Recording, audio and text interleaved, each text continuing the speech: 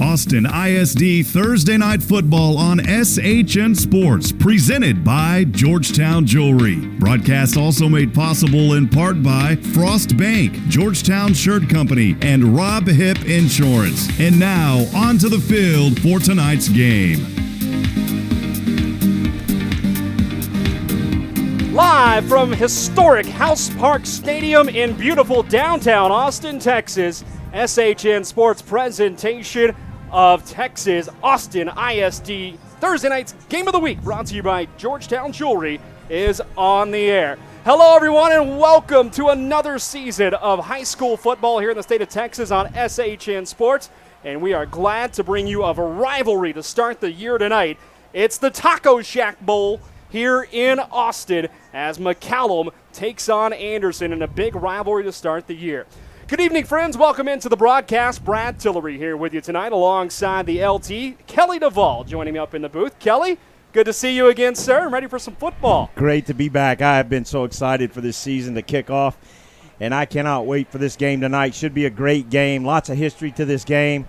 Got some great players on the field tonight, so we're really looking forward to this. I know you and this is my third Taco Shack Bowl. It's the first one for you. First one. It's an interesting way to start the season. It's non-district, but it's a big rivalry to start the year. It's a cool way really to get you through fall camp too, right? It is, and these games are usually close games. So with those games being so close throughout all these years, these two schools have been battling at it. It's a tradition for this game to start the year, and you can tell the fans are ready.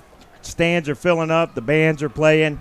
It's Texas high school football. No better way to kick it off in Central Texas. This is Taco Shack Bowl number 18. McCallum is on a 3-game win streak in this series. Last year, squeaking by the hair of their chinny chin, 21-20, a fourth quarter score to overtake Anderson. So Anderson, nobody on this roster has beaten McCallum, and for some of them, it's their final chance. Right, and they've got some really good players that are going to be on the field tonight.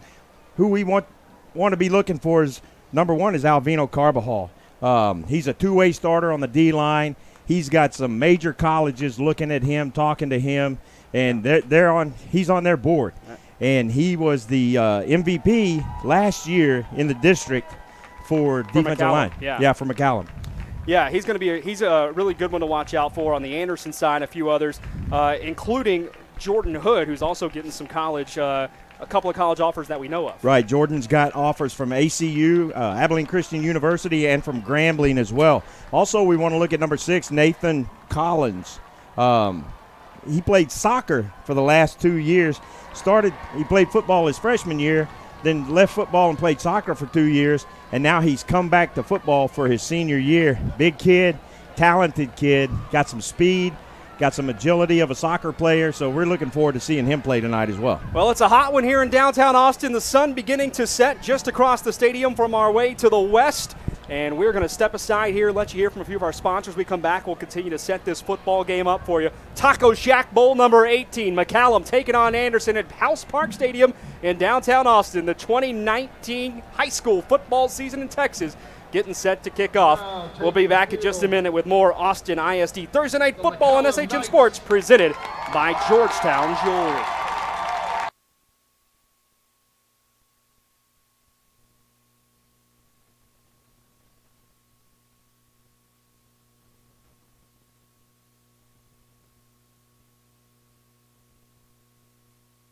High school football on SHN Sports is proudly presented by Georgetown Jewelry. Georgetown Jewelry is your trusted local jewelry store, family owned and operated since 2013. Whether you desire a one-of-a-kind custom piece or want to enjoy browsing unique and traditional jewelry and watches, stop by and see us at Georgetown Jewelry. We also specialize in jewelry repair and appraisals. For more information, please visit Georgetown Jewelry, located in the Williamsburg Village Shopping Center in Georgetown, or online at georgetownjewelry.com. Central Texas High School football on SHN Sports is made possible by Georgetown and Austin Shirt Company. 3 words describe Georgetown and Austin Shirt Company: simple, reliable, and awesome. We support our community. From screen printing and embroidery to promotional products, Georgetown and Austin Shirt Company helps put your brand on your business. Get started on your project today by getting a quick and easy quote online at georgetownshirtcompany.com. The most important team member isn't always playing in the game. Sometimes they hold a clipboard on the sideline. A good coach doesn't just call plays. They instill confidence in the individual and help the team overcome adversity. At Frost, we believe that good coaching in your financial life can accomplish the same thing. After all, if we believe in you and you believe in you, anything is possible. Frost. Opt for optimism.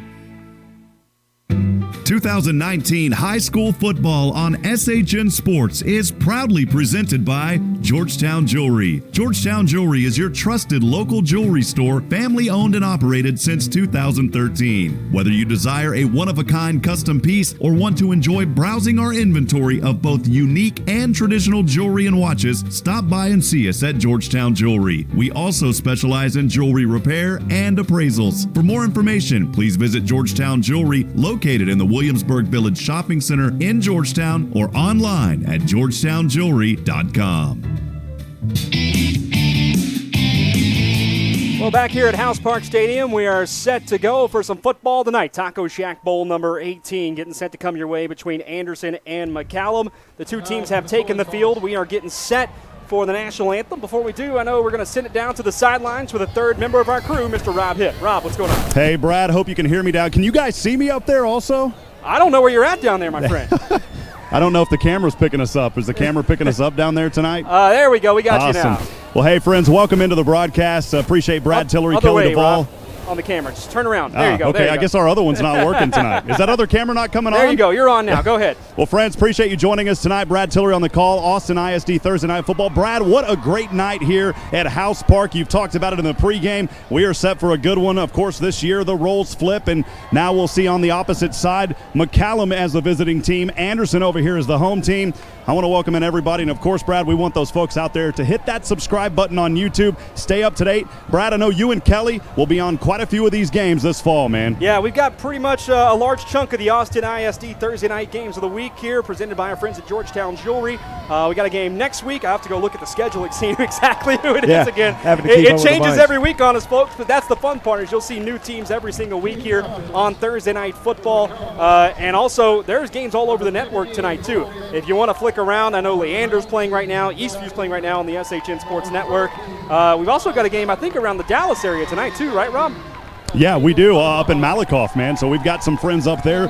The Snowden guys up there taking care of that. Boy, the network has expanded this year. And, Brad, as you know, it's all about bringing exposure to these high school kids. Hey, before we go any further, though, we also want to send a hearty congratulations to the man down on the sideline, Mr. Rob Hitt. For those just joining us, you may not know, but he is the new voice of the Sam Houston State University Bearcats. Excuse me. That's where my daughter's at. And he is going to be on a plane tomorrow to do his first ever NCAA FCS game as they take on New Mexico this weekend. Rob, congrats on the new gig, my friend. Hey, appreciate it. You're right. We'll wrap this one up tonight. I'll get in bed, and then we'll be on a plane to Albuquerque. Brad, back up to you. You guys have a great call. We'll check in throughout the game. All right, it looks like Anderson has won the toss. They have elected to receive, and will move to the south to start the game tonight, going right to left as we get set. These two teams last year, we mentioned they played to a 1-point game here at House Park, and it was a pretty good barn burner. I know a couple of years ago the final was 27-21 as well.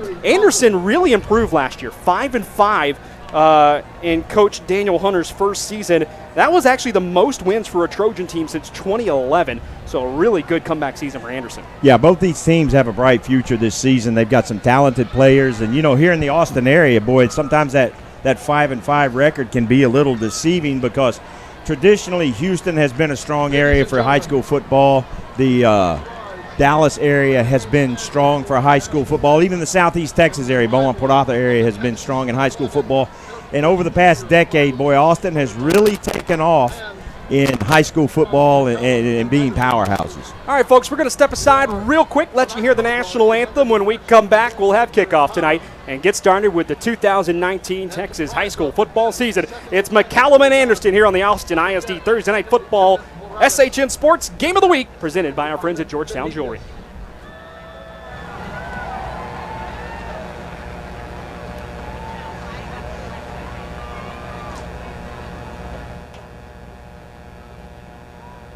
The Anderson High School Marching Band will perform the national anthem.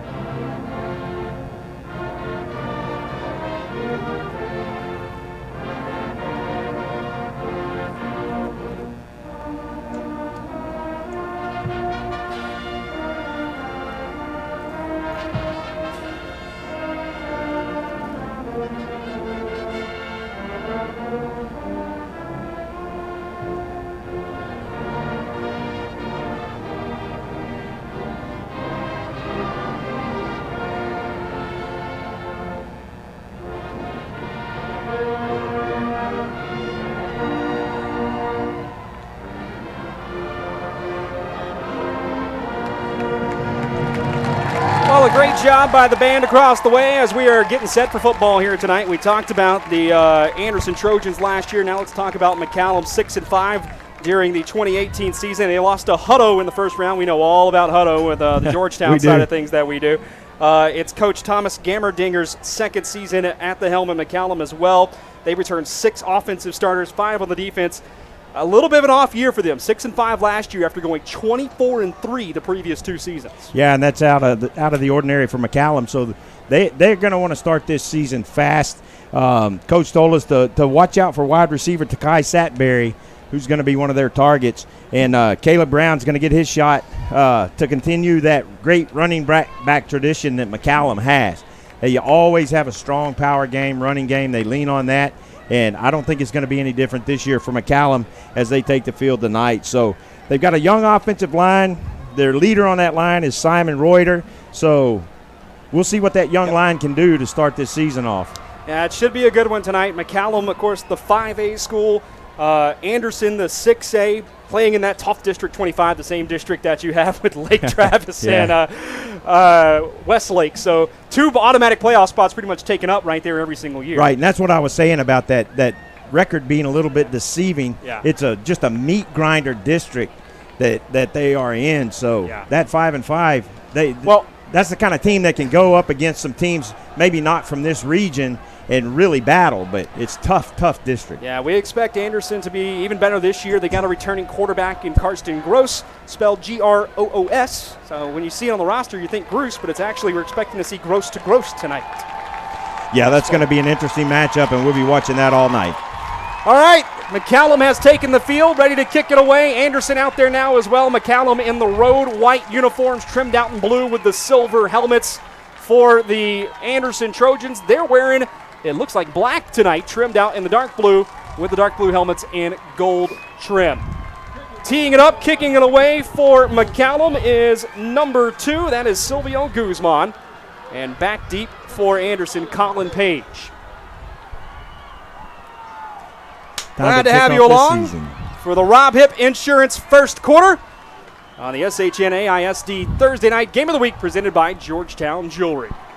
Run up by Guzman, kick away, a short little end-over-end pooch to the near side, fielded and fair caught by Gross Keel. And the Anderson Trojans, will start their first drive of the year at the 26-yard line.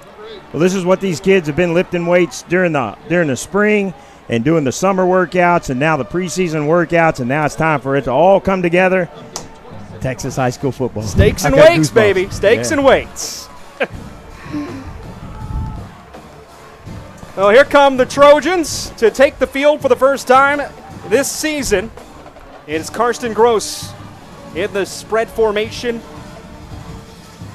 Looks like number 1 to his left. That appears to be Jordan Hood. Actually, it's number 3. Excuse me. Adam Fulmer, the running back. A 3 wide receiver set, whistle blown, and I believe we might have a delay of game on the first snap of the ball game. Not what you want, but it's early. No time off the clock other than that 1 second on the kick, so let's take a breath and start over. Will be a 5-yard delay of game, so 1st and 15 now for Anderson as they move right to left as you watch on your screen tonight. We are facing the west, the sun beginning to set, probably another 5 minutes or so behind those trees back that way. All right, Gross back in the formation again as Anderson comes out in the same set. Fulmer to his left. He'll hand it off to, nope, fake the handoff. Now go back up the middle, makes a couple of men miss before being ridden down at the 20-70-yard line. Nice little first down run, taken down by number 33, Charlie Pacino. He had some good blocking on the left side, and the defensive line and a couple of the linebackers bought that fake on that run and it gave the quarterback some good space to run in. Got the penalty yardage back, 2nd and 10.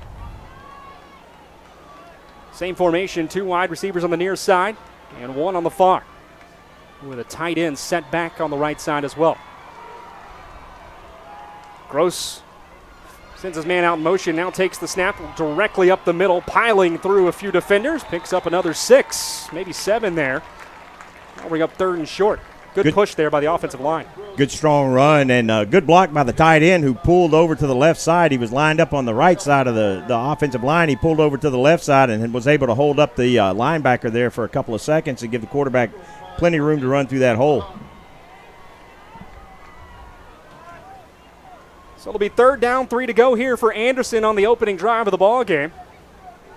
They huddle up here after going spread formation and moving quick the first few plays. McCallum putting, looks like 8 men in the box. Fake the handoff, now an option roll out to the right. Got a man, it's caught to Joey Barron. Off to the races at the 40, out to the 30, 20, 10. He's gone. Touchdown, Anderson. A minute and a half into the season, Joey Barron takes one 70 yards. What a great play. He came off the line and just chipped one of the linebackers and then ran into a route and nobody had him. He was out there camped out all by himself. The receiver patterns were able to pull the corners away from where he was going to go, and it was nothing but green between him and the end zone. Extra point on the way here from Blaze Derbyshire as Anderson strikes quickly. It's up, it's good, and your score with 10 minutes and 28 seconds to go in the Rob Hip Insurance first quarter. Anderson leads it 7-6. Rob, what do you got going on down there? Rob, coming in. Hey, Brad, you got me down there, I got you, my friend. Go ahead. Sorry, we're doing a little double duty tonight. Well, man, what a great start here for Anderson. They came out of the gates early. They scored right away. You said a 70-yard run, broke right through. That's the way you want to start. Things looking good here in the Taco Shack, baby. Brad, bring the hot sauce tonight. Come on. I prefer the mild, man. It's my style. It's a little hot out here tonight. At least Rob's got a little wind down there on the sideline. Yeah, it's a little warm up here in the press box, folks. It's over 100 a day and baking up here. And, of course, House Park built in 1941, a very historic stadium. But, you know, sometimes those historic stadiums, they lack maybe the air conditioning that we're used to. But we'll make it work. We love coming out here to call games. It's a great, fun place to see a game. It is. Just the history behind it's awesome. And I tell you what, it's not, you know, McCallum didn't want to start like this. They wanted that defense to be able to get a stop, and nobody wants to give up a touchdown on your first play. But, you know, the coaches told us they're thin on experience this year, so it's going to take a little bit of time for them to gel on both sides of the football because they lost a lot of people. All right, kicking away here for Anderson will be Derbyshire. And the ball now called timeout here. Looks like there's a conversation happening on the far sideline on Anderson's side. Anderson striking first. They had the lead for most of the game last year as well, did Anderson, before McCallum came back from a 20-7 deficit, scoring in the fourth quarter to take the victory away. Yeah, and that's one of the good things about this game is last year, and it's this season. No matter what anybody's record was last season, this first week is brand new. They get to work out the kinks. find out who they really have, because nobody's bringing back 22 starters. So they get the opportunity this week to figure things out. Derbyshire with the run up, kicks it away. Nice end-over-end kick, fielded at the 6-yard line by Major Fott. He'll stutter step, come across the 20, and he's taken down there. So Anderson with good coverage there. Font gets about a 10-yard return, maybe 15 actually after where he caught it. And McCallum will put it in play at the 21. Little chippiness there, just a little bit. Talking, starting on both sides, but hopefully the coaches and the referees will keep that under control, and these guys will just play football and have us a good game tonight. Well, here comes the power run game of McCallum. It is what they are known for. They will spread it out, but they love to pound the football. Cole Davis takes the snaps for McCallum here, and I don't know, timeout called. I don't know, maybe an equipment violation here on the wide receivers, I think is happening by Takai Satberry. He's being told to come off the field. I don't know why. Yeah, I don't know. I don't know what the referee was saying to him. Maybe a shoe or knee pad, looks like. Can't really tell. He may have not had his knees covered. I don't know. A really nice crowd has filed in here tonight, too. And they're still coming in. If you look out to the south where the ticket booth is. Yeah. Folks are still coming into the stadium. Austin traffic so easy. Here's Cole Davis handing off, checked our running back rather, and across to the 24-yard line. Let's see if I got the number there. Believe that's Caleb Brown. And it is. Caleb Brown, pickup of about 3 on McCallum's first play, 2nd and 7. Anderson had good penetration from the defensive line. A couple of guys got hands on him in the backfield, but they couldn't bring him down, and that's one of the things when you got a fire plug running the football in the backfield. That short, stocky, strong runner back there is able to shed a couple of tackles and gain some yardage instead of it being a 2 or 3 yard loss. It can be hard to find those guys too behind the linemen. Yeah, he's got some hosses on that offensive line blocking for him. McCallum really is one of the bigger 5A teams you'll see across the board. Well, penalty call actually against McCallum, so 5 yards against him from the previous spot. Should bring up first down and 15 now. Brown in the backfield with Cole Davis. Brown to his right. Handoff to Brown up the middle. Spins out of one tackle, immediately taken down, though, by Aiden Thompson, the linebacker, who stepped up and filled the hole. Short gain, 2nd down. Brad, when you rely so heavily on the running game like this, those little 5 yard penalties that take you from 1st or 2nd and 9 or 10 to 2nd and 15 are just killers. We talked some about it in the playoffs last year whenever we were covering the Georgetown games, but this is that circumstance. 2nd down and 14 to go. They will fake the sweep, looking for the pass over the middle. It is caught. Jump ball now dropped. Good defensive play there by Jordan Hood, taking it out of the hands of Takai Satberry on a little gadget play, but credit to the defender for taking it out of the hands because he got out-jumped initially. Yeah, initially he bought that fake and expected that run to go, but he was able to catch up and make a really good play out there on the football. A little too much air under that, but sometimes that's what happens when you put the ball in the hands of a running back or a receiver to throw that pass, make that pass work. It was there. It was open. They just couldn't pull it off. Great play by the defense. 3rd down and 14 to go now. 3 wide receivers set. Davis hands it off across the 20 and met quickly is Caleb Brown. And that's a really nice defensive effort to start the game for Anderson. That 5 yard penalty was the 12th man on the defense to keep them from being able to get into their rhythm of that running game like they want. So McCallum, that 5 yard penalty just crushes. 7-0 McCallum trails Anderson with 8:50 to go here in the first quarter. Cole Davis, the quarterback, is also doing the punting duties here for McCallum. Deep for Anderson is Joey Barron, the man who just scored the touchdown. High kick that will bounce inside or across the 50 and roll out of bounds about the 39-yard line. And that is where Anderson will start their second possession.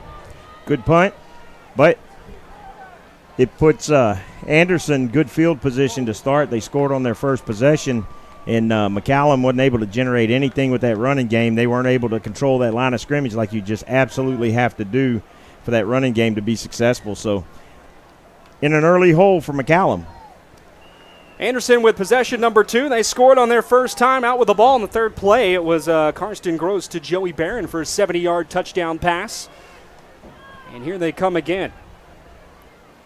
Gross in the backfield with Adam Fulmer to his right. 2 receivers to the near side, 1 to the far. In motion goes Cameron Langford. They will fake the handoff to him. Gross looking deep down the right sideline. Got a man. It's caught, and he will take it to the house. Jordan Hood, touchdown Anderson. This one goes for 61 yards. They even had the coverage there. It was just a perfectly thrown football on a little trick play because he hands the ball off and then gets the ball back and makes a perfect throw. Great route, just sprinting down the field. And McCallum in a deep hole quick.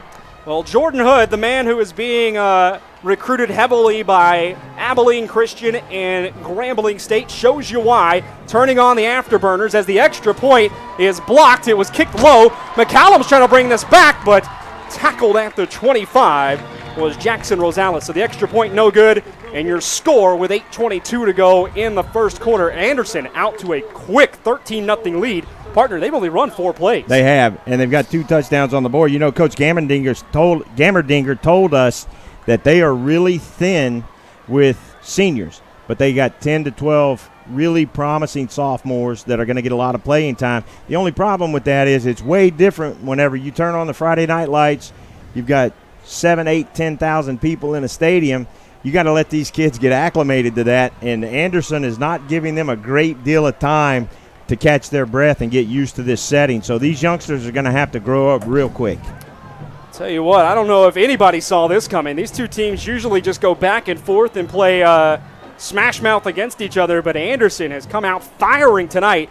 They have not beaten McCallum since 2015, but here tonight they lead at 13-0 with just 3.5 minutes to go on in this game. Well, in last year's game, there was a big lead that got chomped away at in the second half, so maybe we'll get something like that tonight.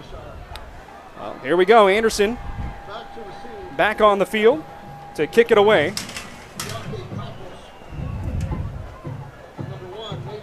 And there it goes off the foot of Blaze Darbyshire. High end over and kick. McCallum's going to let it bounce through the end zone for the touchback. Boy, that ball died 4 yards deep in the end zone. The 2 deep backs weren't expecting that. If that ball hits just short of the goal line, it sticks like a sand wedge from 70 yards out right by the pin.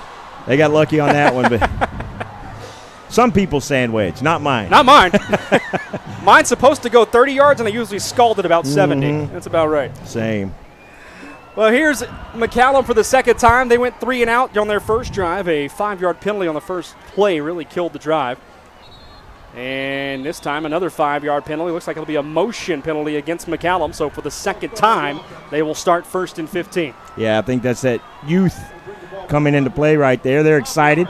The block extra point gives them a little bit of juice to drink and get ready and try to do something with, and now I get sucked away with that 5-yard penalty. So first down, 15 to go now for McCallum. They just need something to go right here. One play that looks executed well, anything like that. Yeah, they just need something positive. Yeah, something to build on. And the coaches have to be patient here. Here's Cole Davis taking the snaps. He's going to throw a slant route. It's caught at the 30, across the 35, breaks a tackle to the 40, 45, and down to the 47-yard line goes Takai Satberry. There is a flag down back around the line of scrimmage. I think we've got a chop block right there a chop block right there in the middle of the play, either that or a hold. Everybody's coming back, so doesn't look like it's going to be good news for McCallum. It's not. Yeah, they had a defensive man was engaged with another blocker already, and somebody went low on him right there in the middle of the line. Well, they don't. Let's see. Yeah, it's 15. Yeah, well, half the distance here, so there you go. And that's after a 5-yard penalty on the first play. Yeah, this will bring up 1st and 25 now for McCallum. That was a really good throw, though. It was right on the money. It was, and that's one of the things that the coaches are going to have to point to and say, we had some success here. We just can't make these mistakes. Well, 1st and 25, fake the handoff, rolling to his right is Davis. He's going to tuck it and run across the 15 out to the 18-yard line before he goes down. Little smack talk there from Anderson. by the defensive player Aiden Thompson, and Davis is down. He's holding his knee. Boy, you hate to see that. That is not something you want to see. Yeah, you finally get a little successful play, and your quarterback gets hurt. Braden Price, the junior offensive lineman, was able to pull out and just lead that play out on the right side of the line. But and it was a really good play call, too, just to get some yardage back on 1st and 25 and try to manage the down and distance at this point. Yeah, and they just seem snake bit in this first quarter so far. 8:03 to go in the first quarter. Anderson leads 13-0, but all thoughts Anderson leads 13-0, but all thoughts are with McCallum's Cole Davis, the starting quarterback right now, who is holding his left knee on the ground down there. We just hope the young man is okay at this point, but as long as he's down and the way he's holding it, it doesn't necessarily look positive. Boy, those knees are so out there whenever you're cutting and you plant that foot and get hit low like that. He's up, thank goodness, helping him off. Helped off the field. Hopefully he will be okay. Crowd giving him a nice round of applause, and you would imagine his night is probably done. So we'll see who comes in and takes the snaps. I believe it's going to be Ez Gunther, the sophomore. Nope, he's a wideout. Excuse me. It's going to be Jackson Rosales, I think. Yep, it's Jackson Rosales. Sophomore. Also a sophomore. There we go. There's that sophomore level player that they have and have to lean on. Split backfield, handoff over the near side to Caleb Brown. Now he tries to cut back in, picks up a couple of yards. Very tough running, though. And Anderson's game plan, as we have some more smack talk and a flag comes in late. I tell you what, if this is against McCallum, that's hard luck flag considering the smack talk you saw in the last play. Yeah, we'll see. I couldn't see who that was against. It is.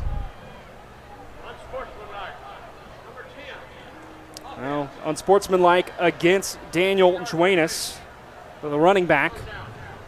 So it'll be half the distance to the goal for McCallum. And now what he's got to be careful of is if he gets another penalty like that, he'll be ejected from the game. Yeah. Just that emotion. Yep, it is just not the start you envisioned for the Knights tonight. Lights are on at the stadium. Sun has officially gone down behind the trees off the distance. For which we are thankful. Very thankful. It is 3rd and 25. And now time will be called, I do believe. And it's called by Anderson on the near side. Yeah, the problem that you've got right now with this situation is you got a sophomore quarterback about to take his second snap of the game, replacing a veteran quarterback. It kind of locks up that playbook, but when you're 3rd in Pflugerville for your first down, you got to try something. 7:35 to go, opening quarter. 13-0 your score. Anderson on top of McCallum, and Anderson just came out offensively on fire. A 70-yard touchdown pass on the 3rd play of the game for Anderson. Karsten Gross to Joey Barron. A minute and a half into the ball game, they led it 7-0. Forced a 3-and-out. Very first play on the next drive, 61-yard touchdown pass from Gross to Jordan Hood. They missed the extra point, but that's where we stand, 13-0 after the opening 4 minutes or so here in the ball game. You hope that block extra point something that you can build on, but again, McCallum just seems snake bit. McCallum goes 5 wide on 3rd and 25 here, and they're going to run a draw play up the middle with the quarterback, Rosales, and he's brought down at the line of scrimmage, maybe picked up 1. Here comes 4th down and long. That's it. Hey, let's regroup, catch our breath, have a conversation on the sideline, and try to flip this field. And you got to think the game plan switches a lot now with Rosales in the game at quarterback. Well, and it also switches for the McCallum defense because they're going to have to do something to throw Anderson off of their game. Yep. And what they're doing now hasn't worked. They've had some penetration on the defensive line, but they're going to have to change something over there. Snap over the head and out of the end zone. It'll be a safety as Silvio Guzman could not handle the high snap. Anderson puts 2 more on the board, and it's 15-0. Well, instead of just coaching a football game, now you got to work the psychology aspect of it with your young football team. If you're McCallum, and try to keep these guys' heads up. We're still in the first quarter. If they can get a stop, they're in this football game. if they can change the momentum a little bit and have something positive happen and build on it. And this is a circumstance where the position coaches, the coordinators are all going to have to dive in here and keep these kids involved in this game, keep their heads up, or Anderson's just going to start rolling. Well, it is 15-0 in favor of Anderson after the safety here, and you can hear their band across the way piping up the sounds as it is a prosperous first quarter so far for the gold and blue. McCallum on the near side, their fans having to sit on their hands so far. It has not been a pretty thing to watch from their perspective, but the good thing if you're a McCallum fan, it's still the first quarter. You're not even halfway through the first quarter, so plenty of time to regroup, get back in this game, and start chipping away at it. Yeah, these McCallum fans, hey, if you're listening on FM radio 90.1 in the stadium, you got to keep your kids in this game. The McCallum fans got to get in this, and the students have to get in this and keep their heads up. It's early. I know it's demoralizing, but you got to stay in this ball game. Now you got some fans starting the chants on the McCallum side over here where we're at and trying to get their kids going, and that's exactly what you need. Well, kicking away here for McCallum will be Silvio Guzman. He has to do so from the 20 after the safety. They'll tee it up, high end over end kick, fielded by number 8, Gross Keel, and it'll bounce. Now he flips it back to the actual return man. Colin Page takes it out to his right. He's got some blocks across the 50 to the 40, far sideline out to the 25, and ridden out of bounds there. That was a really creative return by the Anderson Trojans, taking the kick on the near side and then running your blockers out, flipping the ball back to the return man so he could then follow the blocks. I guarantee you that the conversation when Anderson was preparing for this game, the conversation between the coaches was, we are going to take advantage of their youth and inexperience at the varsity level because they are pulling it all out, which is unique in a first game because now you've got a tough district that's scouting you and watching this, but they were determined to win this football game and do whatever it took. Well, the ball's going to be spotted back a little bit, a 10-yard penalty on a block in the back. That was at the 35, so it's 10 yards from the spot of the foul. So instead of having the ball inside the 20, Anderson comes all the way back to the McCallum 45. Hidden yardage there, a loss of about 25, 27 yards. Right, and the leaders on your team at this point have to say, all right, let's build on this. Let's do something with this. So we'll see what McCallum can do on defense, see if they can stop Anderson and get the ball back. Well, Anderson running just their 5th play on offense, but they lead it 15-0. Karsten Gruss with split backs in the backfield. He's got Fulmer to his left, and I believe that is Barron to his right. Looking back to the sideline for guidance. In motion goes number 84, Kelby Hickerson. Handoff, that is Barron. Comes left, now cuts back right. He's got all the room in the world. Out to the 20. Will he win the race to the pylon? Yes, he does. Touchdown, Anderson. 5 plays, 3 touchdowns. They now lead it 21-0. You got a couple of defensive linemen talking to each other because they didn't. One of the toughest things to do is to teach a lineman to stay at home, contain, stay over there. And the left defensive end for McCallum just followed that play over, and the right side was wide open. Well, Barron takes it 45 yards on the run. Tell you what, Anderson come out looking the part tonight of a playoff contender. Kick is up, kick is good, and your score with 6:38 to go, still in the opening quarter of play, 22-0. Anderson leads McCallum. I don't think anyone saw this coming. You see, in talking to the kids that I've known over the years, you talk about the difference in the speed of the game from middle school to high school to college, college pro.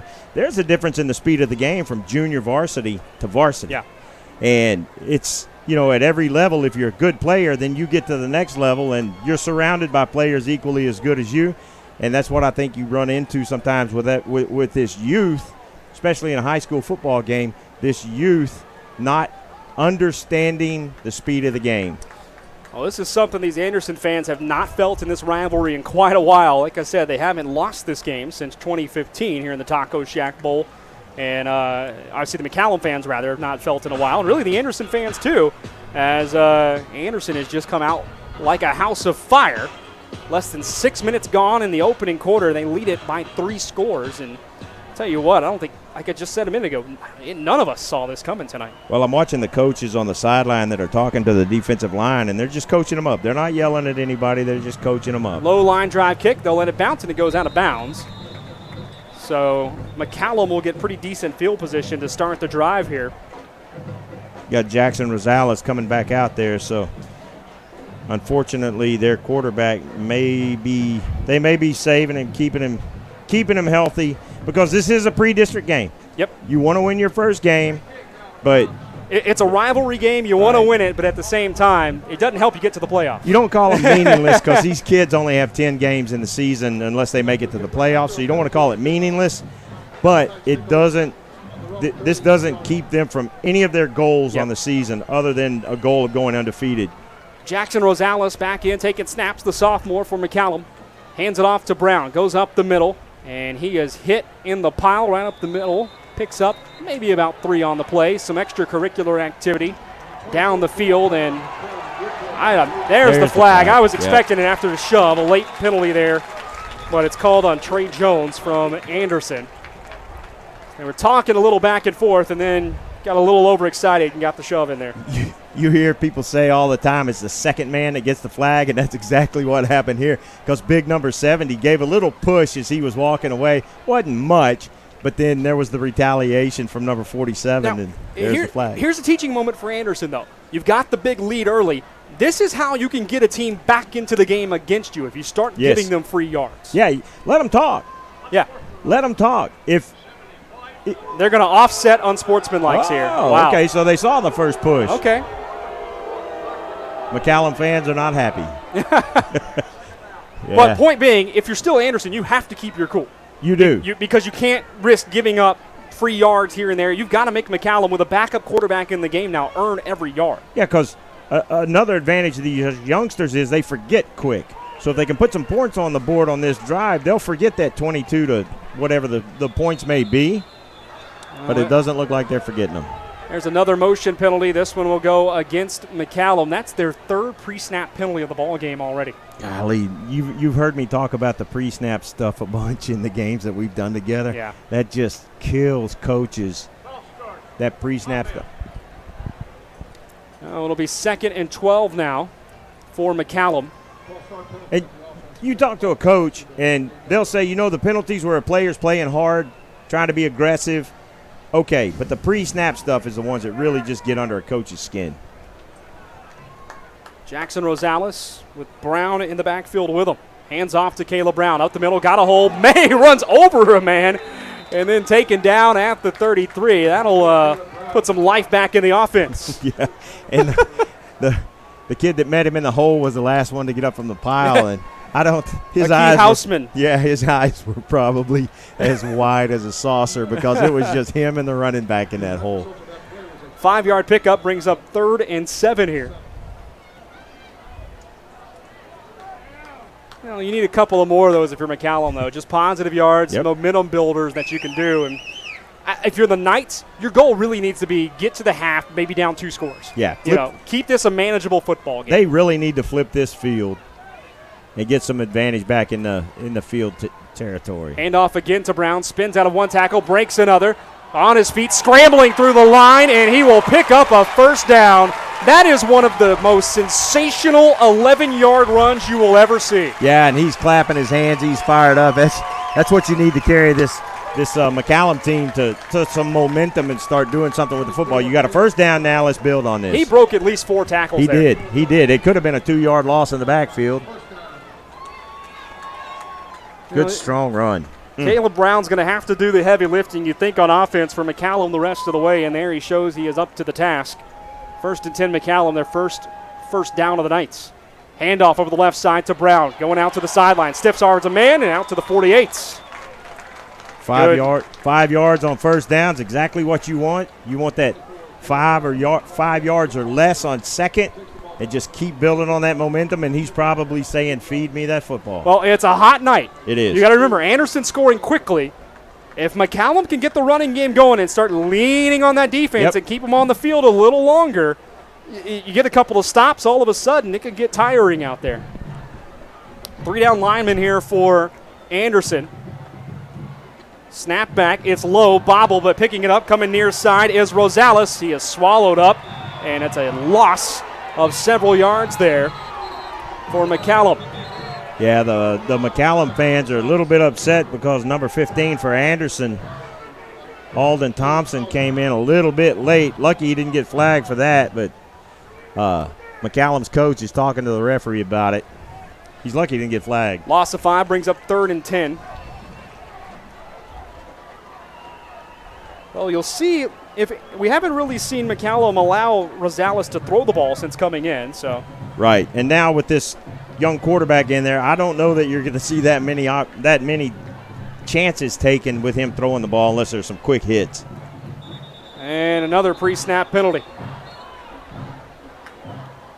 It's a false start. 5-yard loss for McCallum. That's number 4, I believe, tonight on the pre-snap. It is. Wow. And I think that's the youth. I think that's the youth of this team. And, after this first quarter's done, the coach can say, hey, we're done through the first quarter. We're still in this game. And remind them, hold your water. Well, it is a high school football kickoff here in the state. Of course, college football getting underway this weekend, too. One score of interest to the state. Texas A&M leads Texas State 7-0 in the first quarter down in College Station. There you go, Mr. England. Listening in tonight here, working the sidelines as well. Snap back, fake handoff, rolling to his right, Rosales. Looking to throw, now scrambling, trying to pick up a block, makes a man miss, but he has nowhere to go as a couple of Anderson Trojans get there, led by number 58.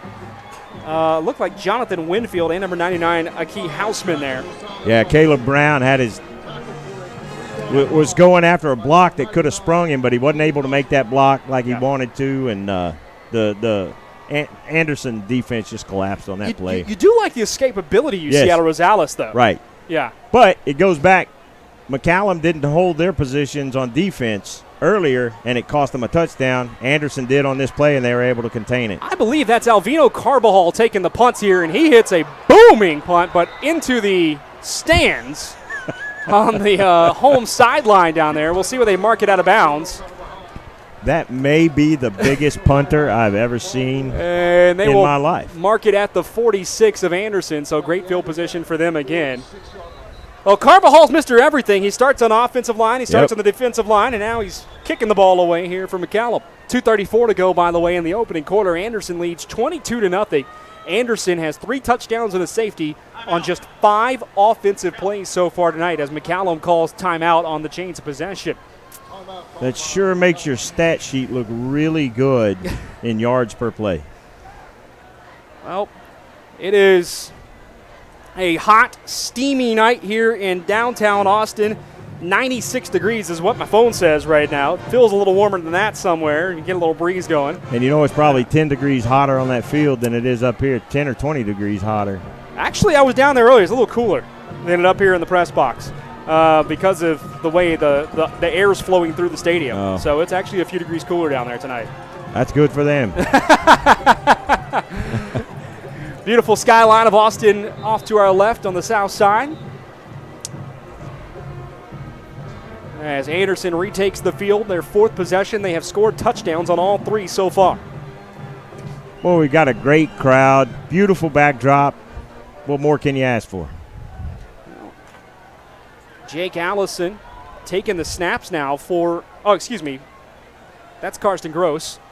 Hands it off, and good defensive play right at the line of scrimmage. Take it down there is Adam Fulmer. As McCallum really for the first time tonight gets a positive defensive play. And there's that big number 70 able to penetrate and contain on that end, and the running back had no place to go. Shut that down for no gain, which is good. McCallum's been looking for that. Now let's see if they can keep it up. That passing game is what's killing them. 2nd down, 10 to go here for Anderson. Gross looking to the sideline. They'll shift Adam Fulmer, the running back, to his right. 4 wide receivers in the set, coming in motion now. Joey Barron. They will fake the flick to him, rolling to his left. Gross now fires, got a man. It is caught at the 32, spun down there is Gross Keel. They told us tonight before the game, look for Gross to Gross. There you see it. Well, this one might come back. Flag down back near the line of scrimmage. Maybe an ineligible receiver. That looked to be what the sign was. Yep. It is ineligible. So that'll be a loss of yards as our broadcast partner up here gets his groove on. The bands. I love high school football. Y'all should have seen the text messages going on all week long for this crew. Been waiting for this since the playoffs. We went to AT&T Stadium and watched state championship games, and after that we started talking about next season. Well, this will be second down 15 here for Anderson. Karsten Gross directing the traffic. Adam Fulmer to his left. Gross looking for the bubble screen. Fakes, now throws deep to Barron. And it's just off his fingertips, but a flag is down. Illegal contact maybe where that flag was thrown. He grabbed his jersey, and the back judge and the side judge both saw it and both threw their flags. See if they call interference or contact here. I think they're going to call a hold. It looked like they pointed back towards Anderson here. Yeah. I think they were pointing about where the hold took place. Well, conference at the 45. We'll see what the referee has to say here.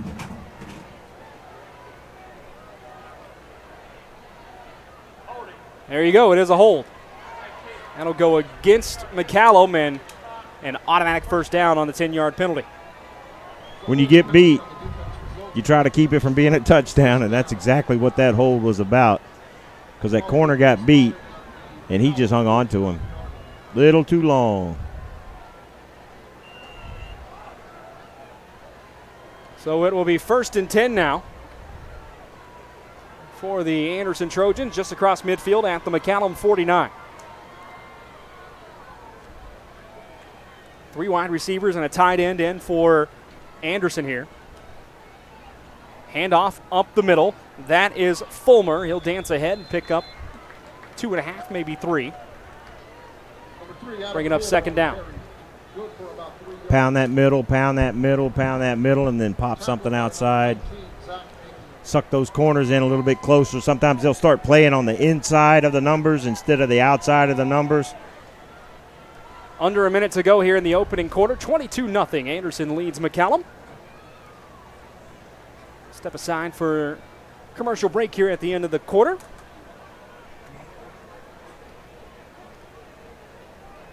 Split backs in the backfield here for Gross. Handoff up the middle again to Fulmer into the pile, and he gets back to the line of scrimmage, but no more. No gain on the play. 3rd down 7. Now you got to watch for them to pop something on one of these receivers. Number 9 on this side, S. Gunther, is a sophomore, so they've targeted him a couple of times. They may try to continue to target him, and they've had some success out there. Well, Anderson's going to let this go to the end of the quarter, and that is done for the first. Through 12 minutes of play, Anderson all over McCallum in the Taco Shack Bowl, 22-0. We're back with quarter number 2 in just a minute on the Austin ISD Thursday Night Football Game of the Week, presented by our friends at Georgetown Jewelry. 2019 high school football on SHN Sports is proudly presented by Georgetown Jewelry. Georgetown Jewelry is your trusted local jewelry store, family owned and operated since 2013. Whether you desire a one-of-a-kind custom piece or want to enjoy browsing our inventory of both unique and traditional jewelry and watches, stop by and see us at Georgetown Jewelry. We also specialize in jewelry repair and appraisals. For more information, please visit Georgetown Jewelry, located in the Williamsburg Village Shopping Center in Georgetown, or online at georgetownjewelry.com. Central Texas High School football on SHN Sports is made possible by Georgetown and Austin Shirt Company. 3 words describe Georgetown and Austin Shirt Company: simple, reliable, and awesome. We support our community. From screen printing and embroidery to promotional products, Georgetown and Austin Shirt Company helps put your brand on your business. Get started on your project today by getting a quick and easy quote online at georgetownshirtcompany.com. AISD2020.com. Start of the second quarter and a sack for McCallum as they get into the backfield and take down Karsten Gross. On 3rd down and 7, the McCallum Knights swarm in there, and they'll force the punt to start quarter number 2. Some of your senior leaders on that defense making their way into the backfield. That's the exact stop that McCallum needed. New quarter, new breath. Let's start all over. Coaches probably said, let's call this game nothing, and let's go play football.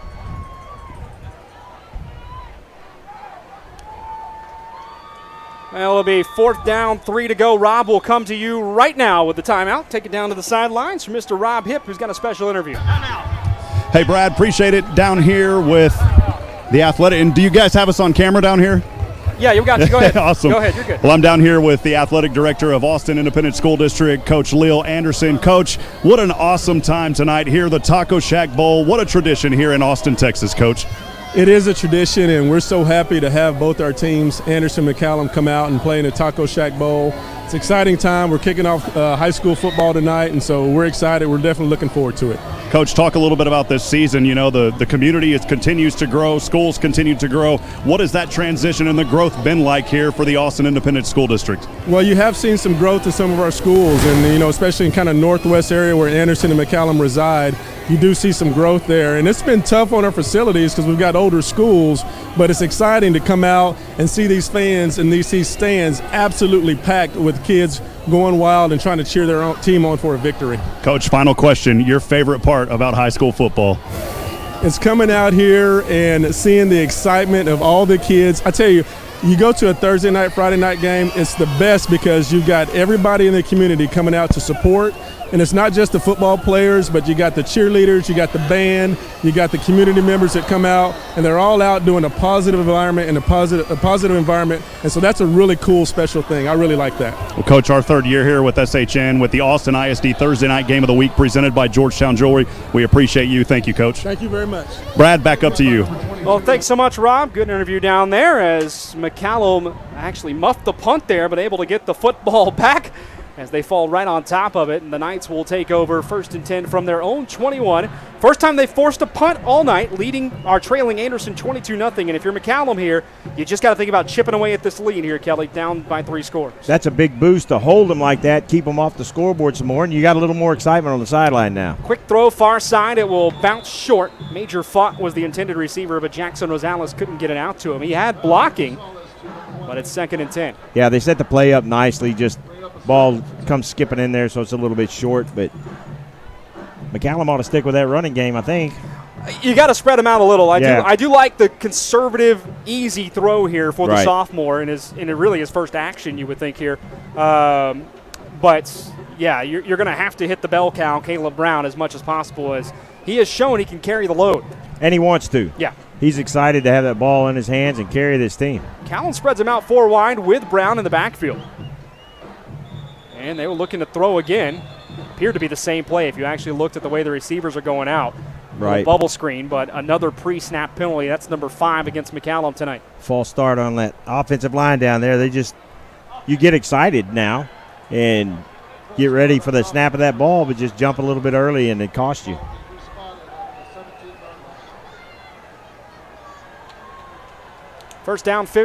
Second down and 15 now for McCallum. Cryptic Hacker just checked in with us. Appreciate you joining us on YouTube. Please don't hack our website.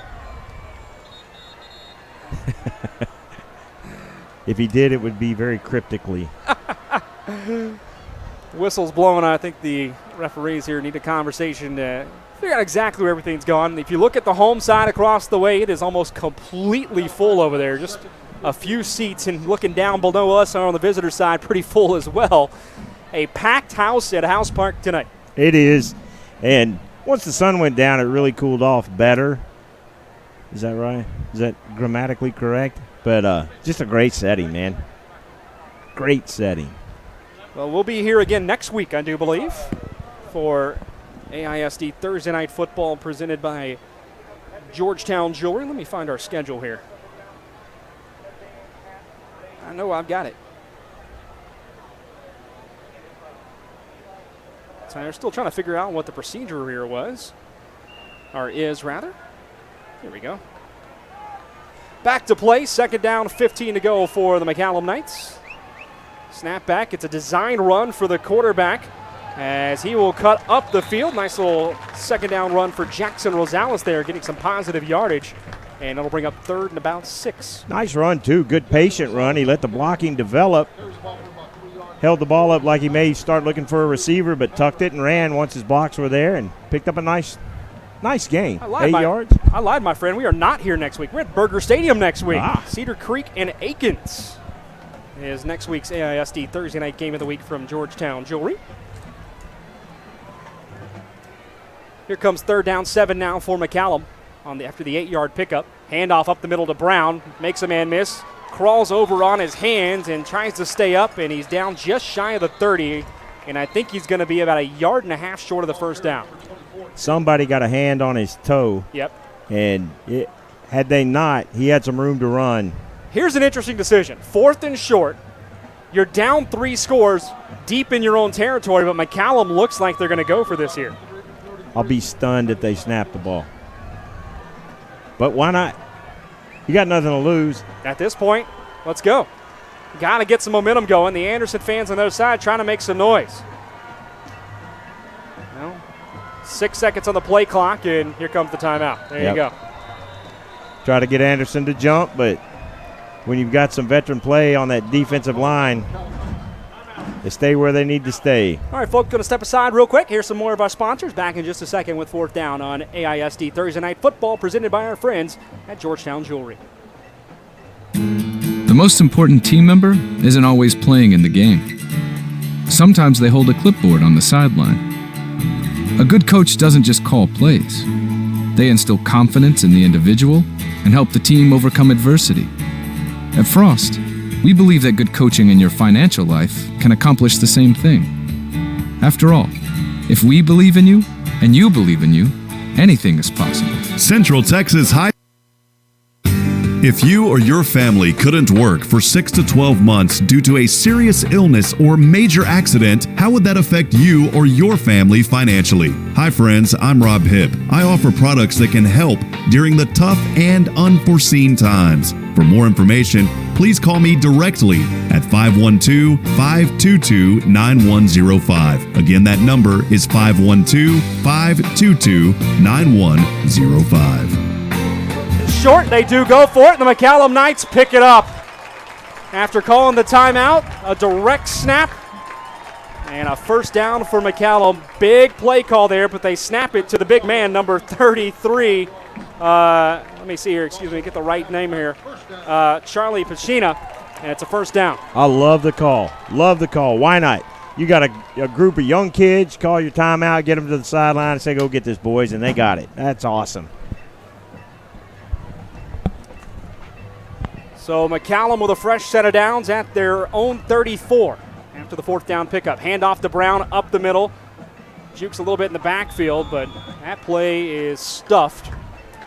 No gain on it. Second down. It got stuffed, but you look at big number 70.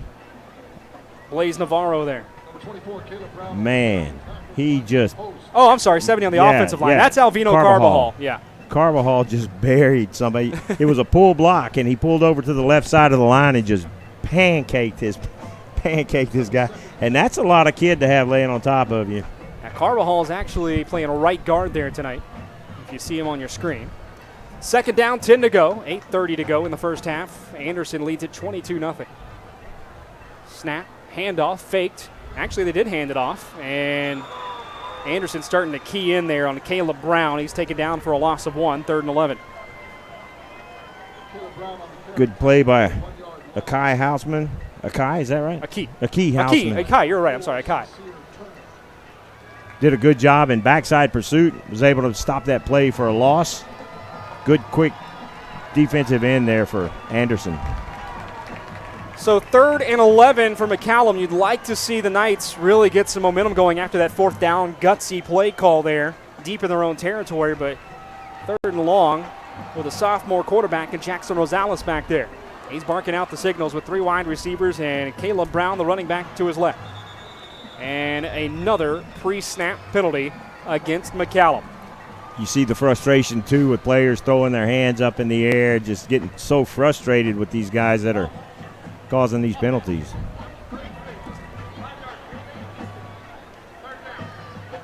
Well, a 5-yard penalty against McCallum, 3rd and 16.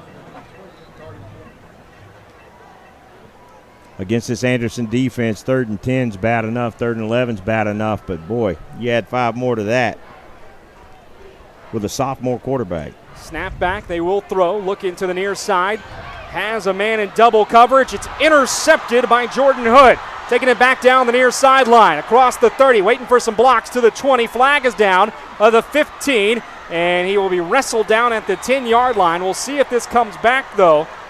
Jordan Hood, the wide receiver and defensive back, picks it off on a ball that was floated into double coverage, intended for Takai Satberry. The block I was watching looked clean, and that's where they threw the flag, but all the referees are huddling up here. I don't remember if you can have a targeting on a block like that to the head. That's the only block that I saw.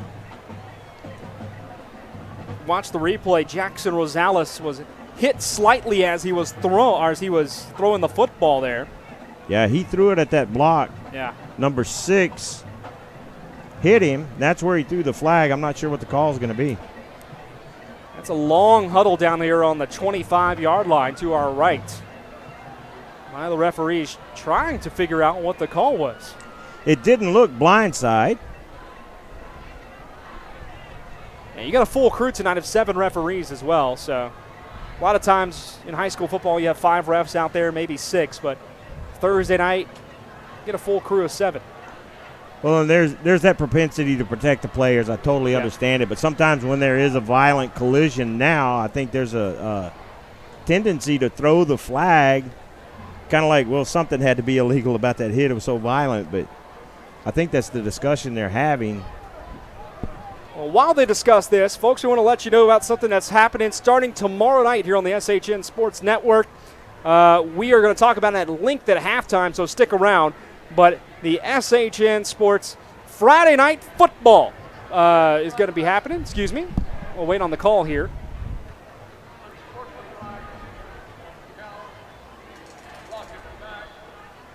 On Sportsmanlike against McCallum and a block in the back against Anderson. After the change of possession, they'll be offsetting, so it's a first down here for Anderson.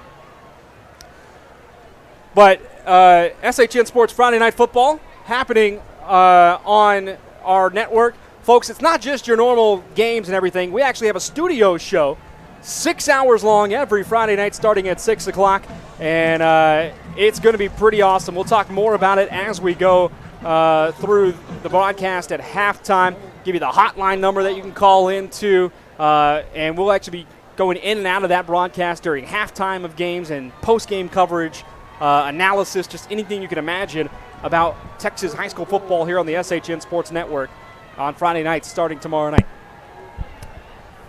Jake Allison, I did that second time. Karsten Gross back in at quarterback. I was looking at the wrong roster. Apologies, folks.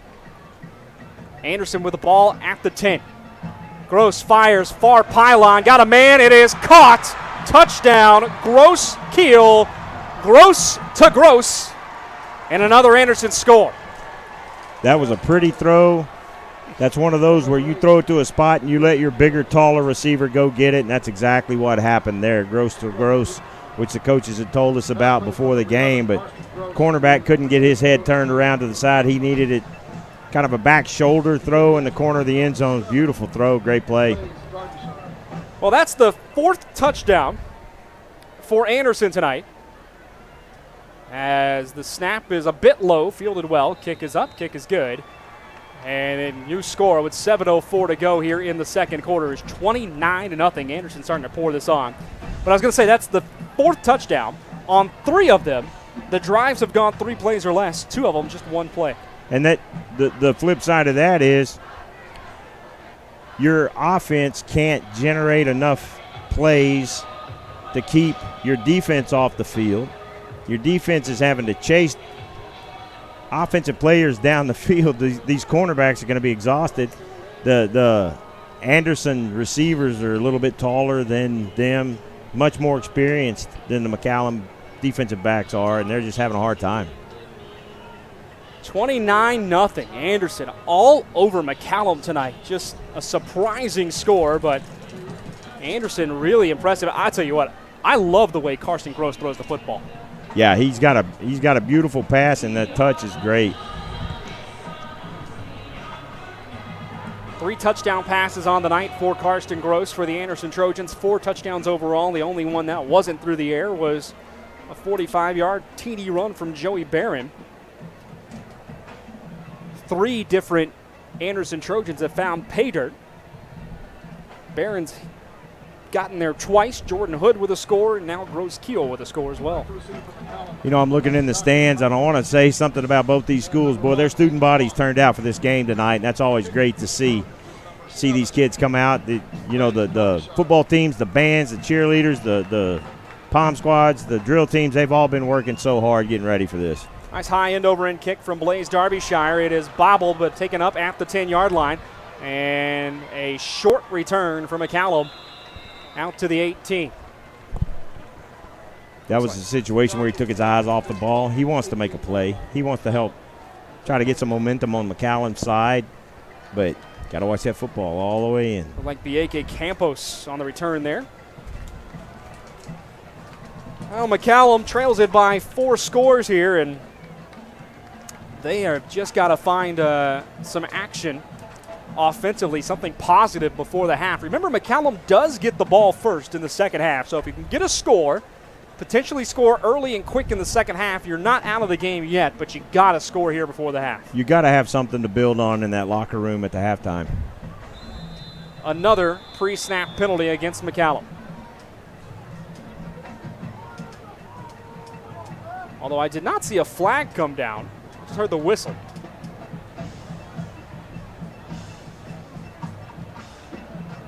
Delay of game. There's your answer. So 5-yard penalty against McCallum. I think that's the 7th pre-snap penalty now, if I'm keeping count right. Coming on the first play after the kickoff. And the third one to start a drive. Right. Yeah. And that goes to the procedures that these guys go through pre-snap. They're not quite used to them.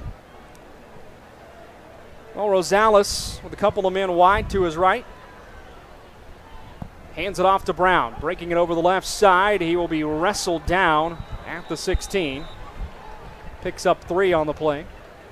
Oh, no, you're good. He's a load, 2nd and 12. Yeah, he's a tough runner. He doesn't look all that big, but when he gets some momentum going, he's got such a low center of gravity, runs with his pads close to the ground, and he's hard to bring down. He's a tough runner.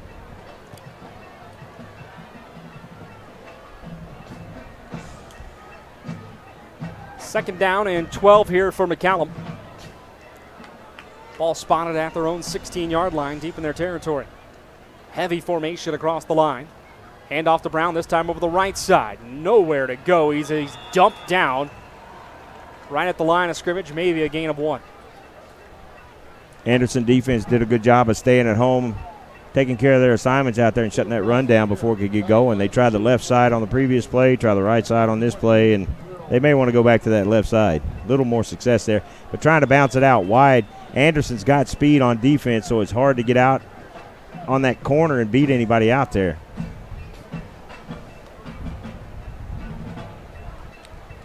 .5:45 to go now here in the opening half. 29-0 Anderson leads McCallum. 3rd and 10 officially on the board. Handoff this time to number 1, Major Fought, the wide receiver. Trying to get a little extra speed on that one. Picks up about 6 on the play. Should bring up 4th and 4. I haven't heard the coaches yell for the punt team yet. Yeah, I don't know that they will. Here they go. There they go. I do like the idea, though, to get the ball in the hands of the wide receiver on the run play there. Brown's a big load in the backfield, but maybe you can make a few extra guys miss. Yeah, you got to do something to shake up those defensive backs and keep them from just camping out there on the edges, and that's a good way to do it there. Short gain, but now McCallum's going to have to punt the ball back. Well, here's Alvino Carbajal We saw him kick one well the first time. He will directionally kick one out of bounds here, so no return. Number 70, Albino. Another flag down, though, right around the line of scrimmage. Ball falls out of bounds. He spotted. See what this one is. If it's against McCallum, Anderson could just take it from the end of the kick. If it's against Anderson, then it's a first down. Well, I was watching where that ball was going to wind up after that big leg getting into it, so I didn't see what was happening back there.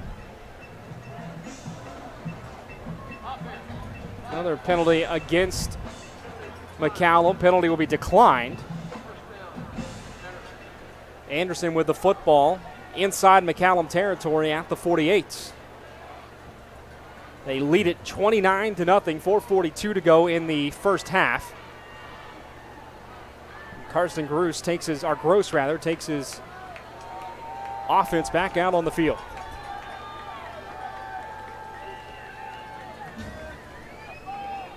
Three wide receivers in the formation and a tight end as well.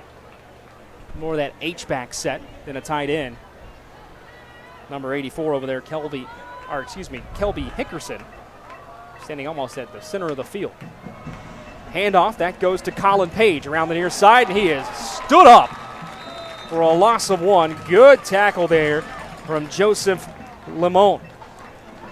If anybody thinks McCallum's quit playing football yet, they're sadly mistaken, because these kids are still in this game, still got that helmet strapped on tight. Good play out there on the end. Contain that end, break down, make a good solid tackles. Great play by the McCallum defense. Well, they give them forward progress back to the line of scrimmage, 2nd and 10. Gross claps the hands before looking back to the sideline. Callum playing kind of a 4-3 defense. He will shoulder fake, now throw to the far sideline, looking for Gross Keel, and the ball goes out of his hands, 3rd down and 10. The play was there, but just a little too far towards the sideline for Gross to receive the pass from Gross. Almost a back shoulder design throw there, a little bit behind him. It was. But the safety did a good job of moving over and keeping that coverage there instead of buying the fakes. Anderson does a really good job of mixing up their offense and keeping the defense on their toes. So with this young defense, it's good for them to make, that kind of play something you can look at on film later and go, you know what, we did this right.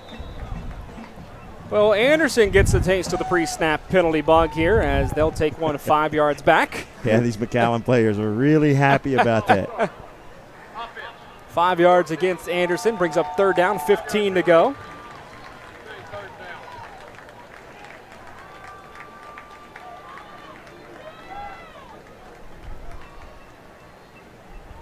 If McCallum can hold them here, they get plenty of time to do something with the football, try to put some points on the board or gain some yards, something they can point to when they go into the locker room at halftime. Well, they come out of the split back sec, now go 3 wide. The Anderson Trojans ball back in their own territory now at the 47, 3rd and 15 with 3:56 to go in the first half. Faking the handoff, rolling left, now throw back near side on a screen play to Colin Page across the 50. Breaks a tackle and then taken down at the 46-yard line. Good swarming defense there from McCallum, and that'll force Anderson to punt. Good job by the first defender, because he came in and all he had was the back of the jersey, which could be called a horse collar, but held him up just long enough and let go of the horse collar tackle, let one of his buddies take care of it. So you would assume there's a punt coming, but Anderson's lining up to go for it on 4th and 8. McCallum really are coming into the box. They've got 7-8 men within 9 men actually within about 4 yards of the line of scrimmage. They will go on 4th and long. Throw back shoulder over the head of Gross Keel. Incomplete. And it'll be a turnover on downs as McCallum gets a stop in really their best field position all night long. That's exactly what I was about to say. They've got that field position now. You got the defensive coaches clapping, jumping around, trying to keep their kids excited about this. You like the aggressiveness Yes. at times, but McCallum hasn't moved the ball much tonight at all. And thinking about putting them deep in their own territory, there's still enough time to use your timeouts and maybe get the ball back in better field position if you're Anderson here. Instead, you just kind of flip the field against yourself. Yeah, trying to strike the balance between that dagger play and. Well, here's a handoff up to middle to Brown. He'll push the pile ahead across the 50 and down to the 48-yard line. Nice first down run, a pickup of 6. McCallum lining up with a little urgency now, so see if they can move this ball some more. Under 3 to go in the first half, second down, 4 to go.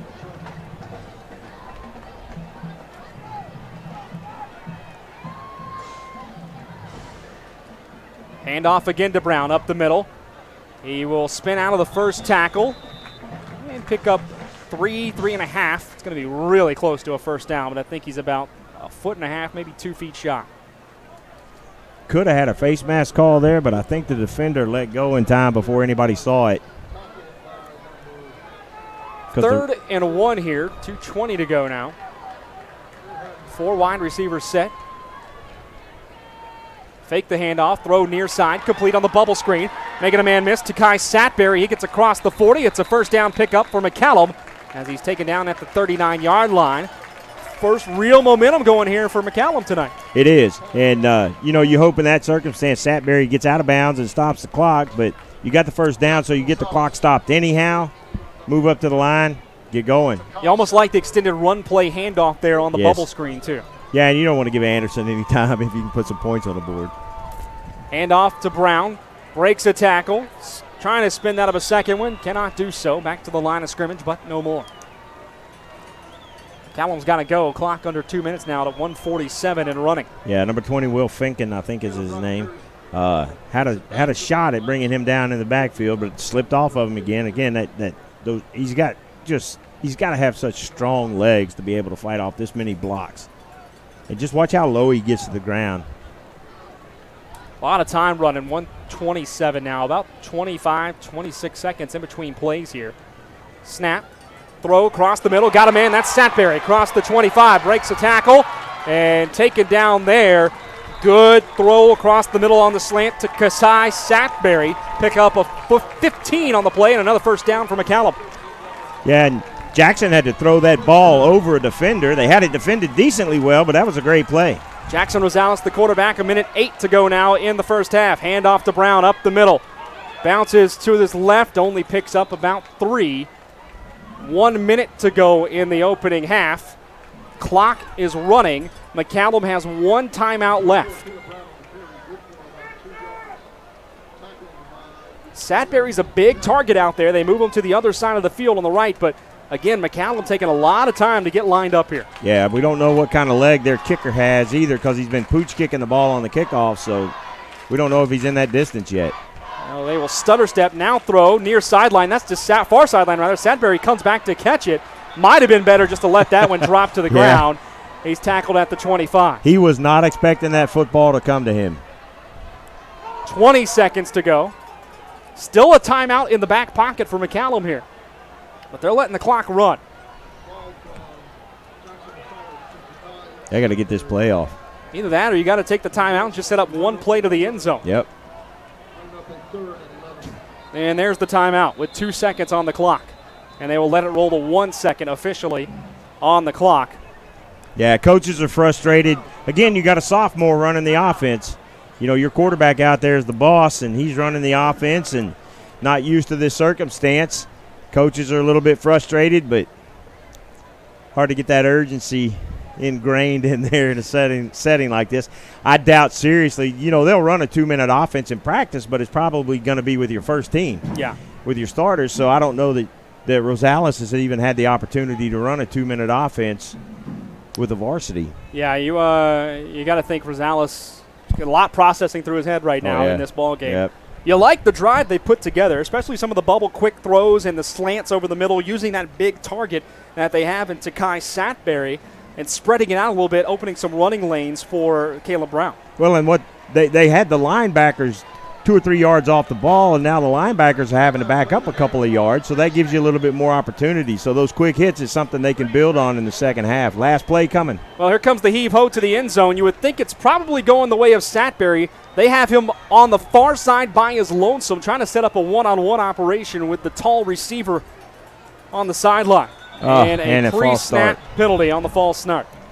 They had something set up out there, too, and they just gave it away. I think that might have been a sweep look with a wide receiver throw. Yeah, Cooksey, number 12, headed over that way, and instead of stopping when the whistle blew, may have given up a little bit about what they were about to do. We'll see if Anderson It looked like they were going to try to draw the corner in and let Statberry get by him on a handoff sweep wide receiver pass. Yeah, you're throwing to the end zone. That 5 yards isn't huge, but the demoralization of another pre-snap penalty. There's a snapback. Rosales throws to the end zone. It is overthrown and picked off. Nope, dropped in the end zone. So no interception, but that is how the first half will come to an end. Your score after 24 minutes of football here in downtown Austin. Anderson leads the Taco Shack Bowl after a dominating first half, 29-0. We're back here with the halftime show on the Austin ISD Thursday Night Football Game of the Week presented by Georgetown Jewelry in just a minute. Stick around, folks. More to come. 2019 high school football on SHN Sports is proudly presented by Georgetown Jewelry. Georgetown Jewelry is your trusted local jewelry store, family owned and operated since 2013. Whether you desire a one-of-a-kind custom piece or want to enjoy browsing our inventory of both unique and traditional jewelry and watches, stop by and see us at Georgetown Jewelry. We also specialize in jewelry repair and appraisals. For more information, please visit Georgetown Jewelry, located in the Williamsburg Village Shopping Center in Georgetown, or online at georgetownjewelry.com. The most important team member isn't always playing in the game. Sometimes they hold a clipboard on the sideline. A good coach doesn't just call plays. They instill confidence in the individual and help the team overcome adversity. At Frost, we believe that good coaching in your financial life can accomplish the same thing. After all, if we believe in you and you believe in you, anything is possible. Frost. Opt for optimism. Central Texas High School football on SHN Sports is made possible by Georgetown and Austin Shirt Company. 3 words describe Georgetown and Austin Shirt Company: simple, reliable, and awesome. We support our community. From screen printing and embroidery to promotional products, Georgetown and Austin Shirt Company helps put your brand on your business. Get started on your project today by getting a quick and easy quote online at georgetownshirtcompany.com.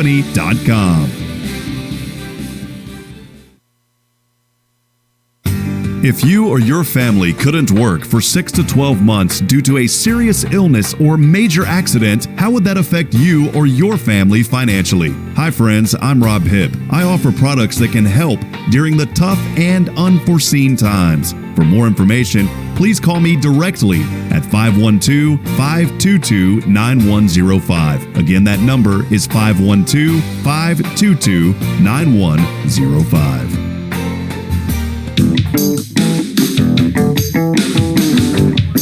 Halftime at House Park, where the Taco Shack Bowl has a big lead going on right now. Anderson leads McCallum 29-0. And back with the halftime show, Brad Tillery up here with you. Kelly Duvall going to take a break for a few minents.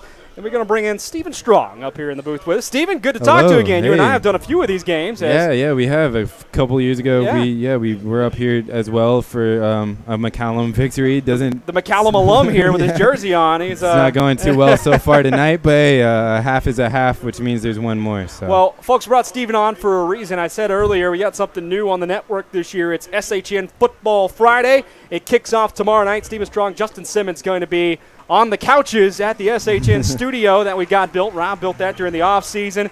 And you guys, you're going to be on the air for a long time tomorrow night, 5-6 hours, right? Yeah. So we start at 6 o'clock. We'll try to get some, pregame stuff set up for all of the games on our network, all the games in the area. We'll be running from 6 to midnight every single week, every Friday.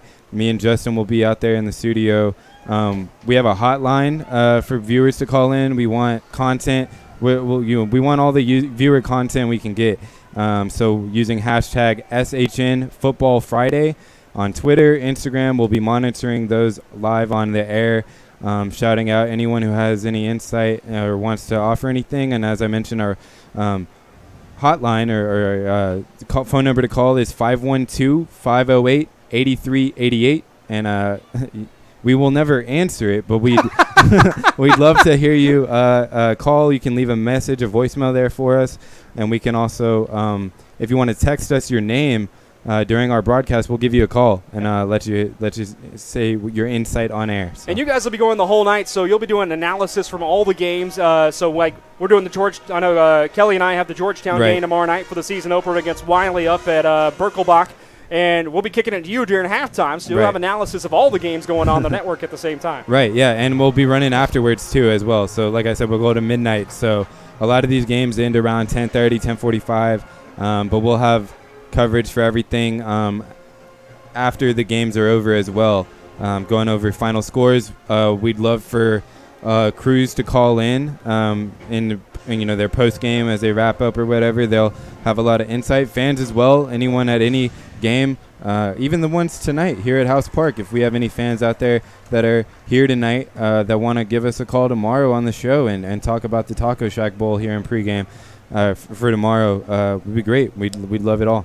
Yeah, we're looking forward to the SHN Football Friday show, and you're going to talk about the strong moment of the week. Yeah, so Strong Spotlight. My name is Steven Strong, so I wanted to have a little fun with it. Steven Strong Spotlight of the week is going to highlight someone involved in these Friday nights, whether it's a member of the color guard, whether it's a band member, a dance team member, even a football player, but we want to relate it to something off the field. Stories that we can tell. I think there's so many stories in each individual just on this planet, but especially at this high school level, they have so many activities going on and so many things go unnoticed, and I'd love to be able to tell some of those stories that don't get to be told. So if you also want to nominate anyone at any campus, we'd love to hear it. You can call that number, 512-508-8388. You can tweet to us at SHN Sports. You can also tweet to me directly at probablystrong. That's my Twitter handle. And so we'll get that going too. We may not have one for week one, but we'll get that rolling too. So awesome. Well, Stephen, thanks for joining us tonight. We're looking forward to the show tomorrow night. Tuning in and taking some pressure off of us up in the booth tomorrow night during halftime as well. Yeah, for sure. I'll be happy to contribute and all that, and maybe call in after y'all's game too, and we'll touch base then. We can absolutely do that. Stephen, thanks for joining us. You'll see him tomorrow night and Justin Simmons here on the SHN Sports Network with the SHN Football Friday broadcast starting at 6 o'clock. Subscribe to SHNsports.com, on YouTube, and you can always check everything out on SHNsports.com as well. We got a bunch of games on the network tomorrow night. We got a few on the network tonight, too. Leander's in action right now. Malakoff in action up in the Dallas area. Eastview playing. And then this game live right here coming from your House Park. So football all over the place as we get set. And now we're going to send it down to the sidelines for Mr. Rob Hipp, who's got a special interview. Hey, Brad, y'all got us on the camera up there? I didn't know if you guys... I do not have... There you go. Now we got you. Okay, there we go, man. Hey, well, I'm down here with a special guest, man. And I got to tell you guys in Austin, Texas, man, this guy is the one that's normally interviewing everybody. And my, how the tides have turned. And now I get to interview one of the legends himself, Mr. Sean Clint. Sean, good to have you, man. You're right here in your backyard, man. Come on, brother. I'll tell you what, this is absolutely a reversal of roles. And I'll tell you, it is much easier to interview somebody than be interviewed, but House Park Stadium, Thursday night, way to start the season off. It's always one of the more tradition-rich games for AISD, and obviously one of the ones in the state. And having covered this game for so long and being now to actually enjoy it, I see it from a whole different perspective. And you're an Anderson alum. Yeah, I can talk about that. Come on, man. It's weird to wear these colors. I can do it now without having to be worried about being biased. But yeah, I am an Anderson Trojan. Played on this field.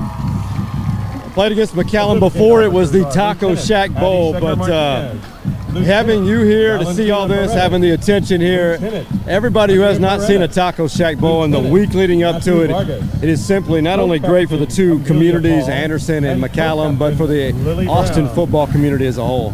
Awesome. Well, Sean, you've worked so long in the media world, now went into the private sector, if you will. What has that been like, the transition? I know that you're still getting to be involved with Friday Night Football, but what has that transition been like, man? It's definitely not as fun as interviewing people and telling great stories in the community, but I also get a chance in pharmaceutical sales to help women. I'm in women's health products, birth control, OBGYN community, but I'm trying to help give back to help that sector of the community. So it's also rewarding from that point, but a lot to learn every day. It's a work in progress every day, but could not thank the Austin and the entire state of Texas, East Texas, West Texas, Oklahoma for 22 great years, and now enjoying my hometown community from the other side. I don't even know what to do with my hands right now. I'm kind of confused because I don't know what this is like. Well, Sean, one final question. I appreciate your accessibility. You've been a friend of SHN, a friend of mine for many years. Sean helped introduce me to the Austin media market. Just tremendous folks all throughout this area. As you know, you've worked with them. You're one of them yourself. But final question, Friday Night Lights, how do you wrap it up, man? How do you say Friday Night Lights in your own language? I know we're playing on a Thursday. This is to kick it off because now I can get intense and speak my feelings right here. Look around. You're a talented photographer. Look at the environment here. This is a Thursday night. A Thursday night. There's spirited people from both sides. You had it leading up to it. This rivalry has been going on for decades. We grew up together, the Anderson McCallum kids. We grew up together. We talked, we played baseball together. We talked smack to each other constantly.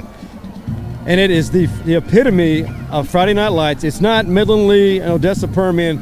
It's not Reagan LBJ. But I do believe this is the best rivalry in the Austin area, next to Lake Travis and Westlake.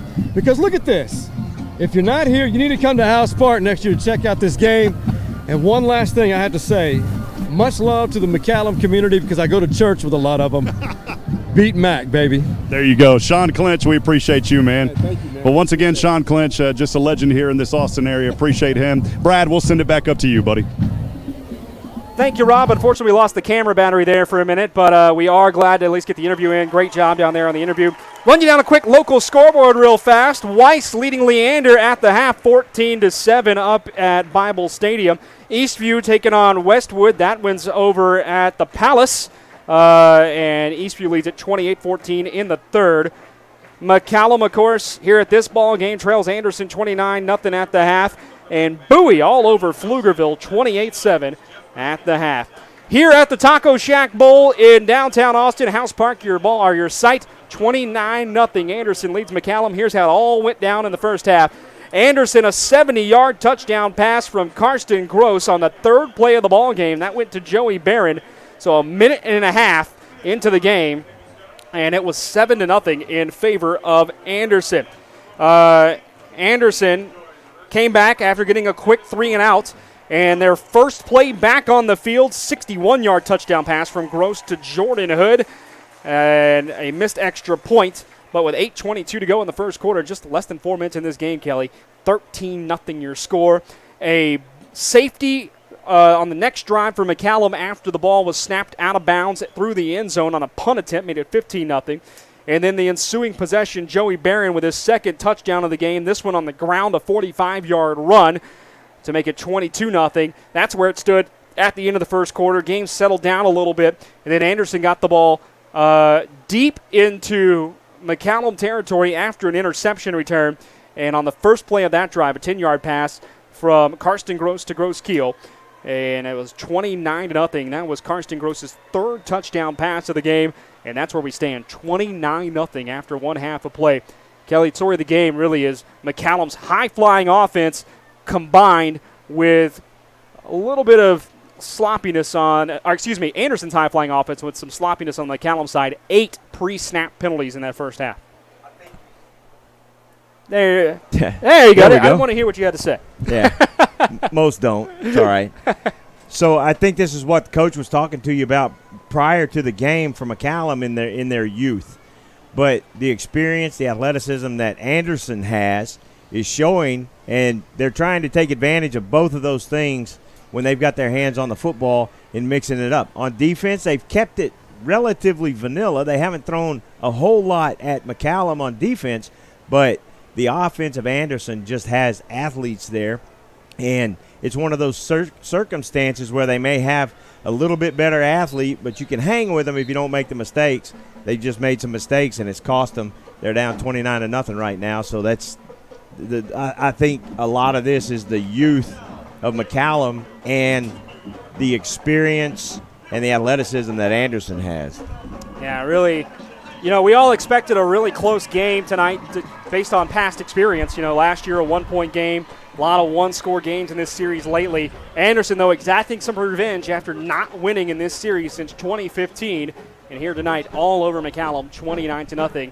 And, the game changed on the first drive, really. It did. And that quick score, the quick scores on both of their first two drives can really suck the wind out of a young football team.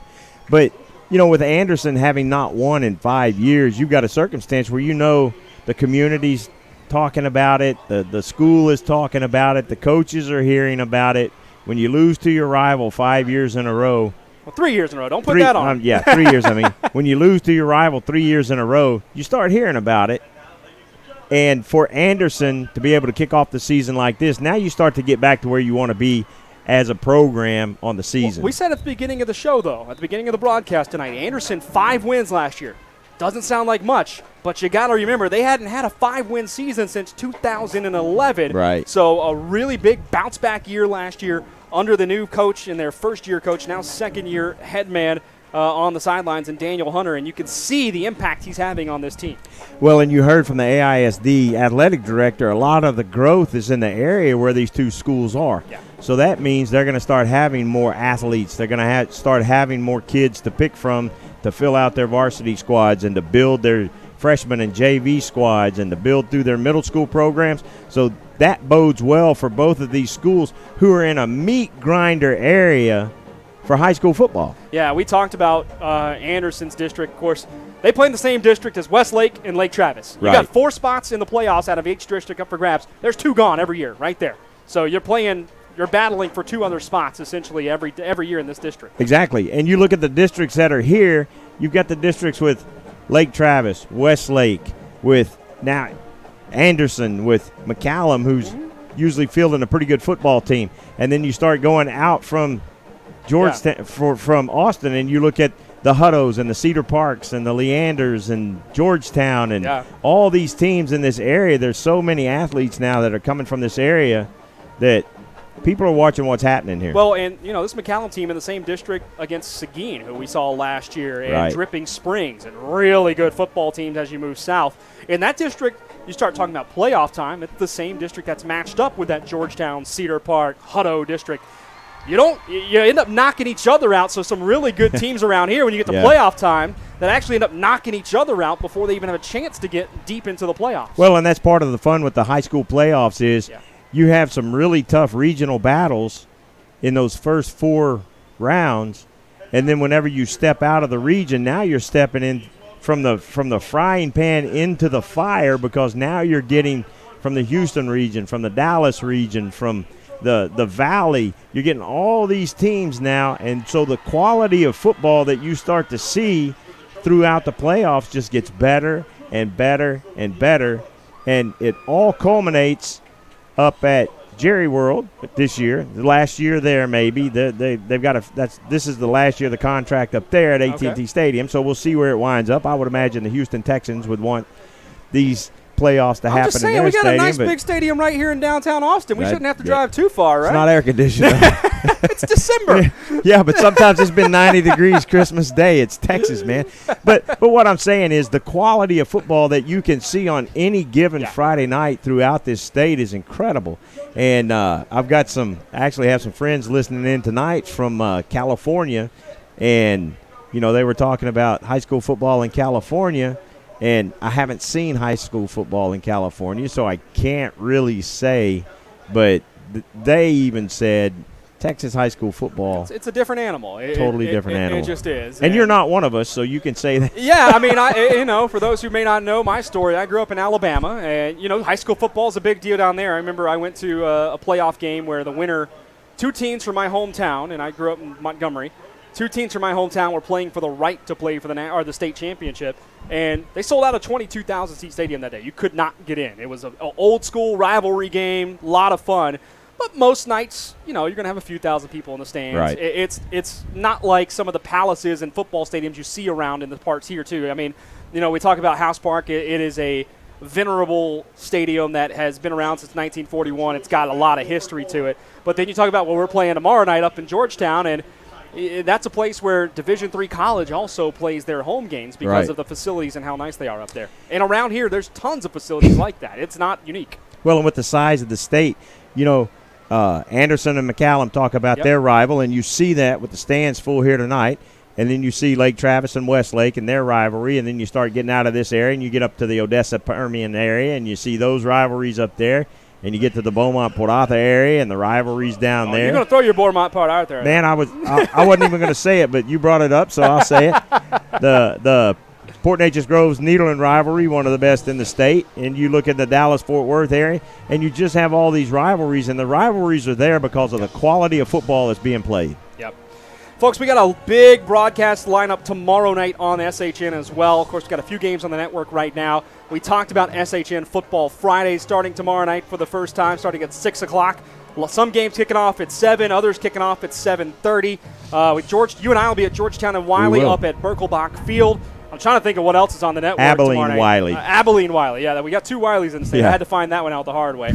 But Abilene Wiley, they made their move to 5A Division II last year, coming up from 4A. Right. They were a 3A team that actually won the state championship back in 2004. So winless last year for the first time in over 3 decades as they made that transition up. But they've got a long-standing head coach, 34th season, I believe, is what he's starting here.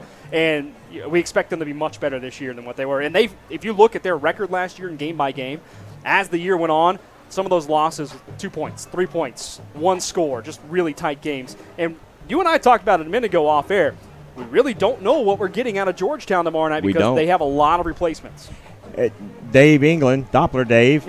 We don't have Doppler Dave tonight. He's here. Well, he's working, on the cameras tonight. But we don't have him on the microphone. But we were talking about this last night and earlier today.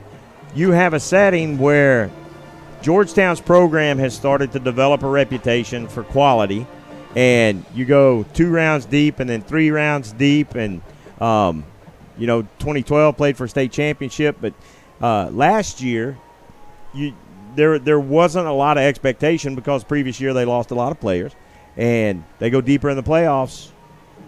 So you never know. You've got youngsters that are coming up to play for Georgetown now. You have not a whole lot of experience, but some of the places where you have experience on that team are going to be crucial. So you got to be careful with something that's happening to McCallum tonight.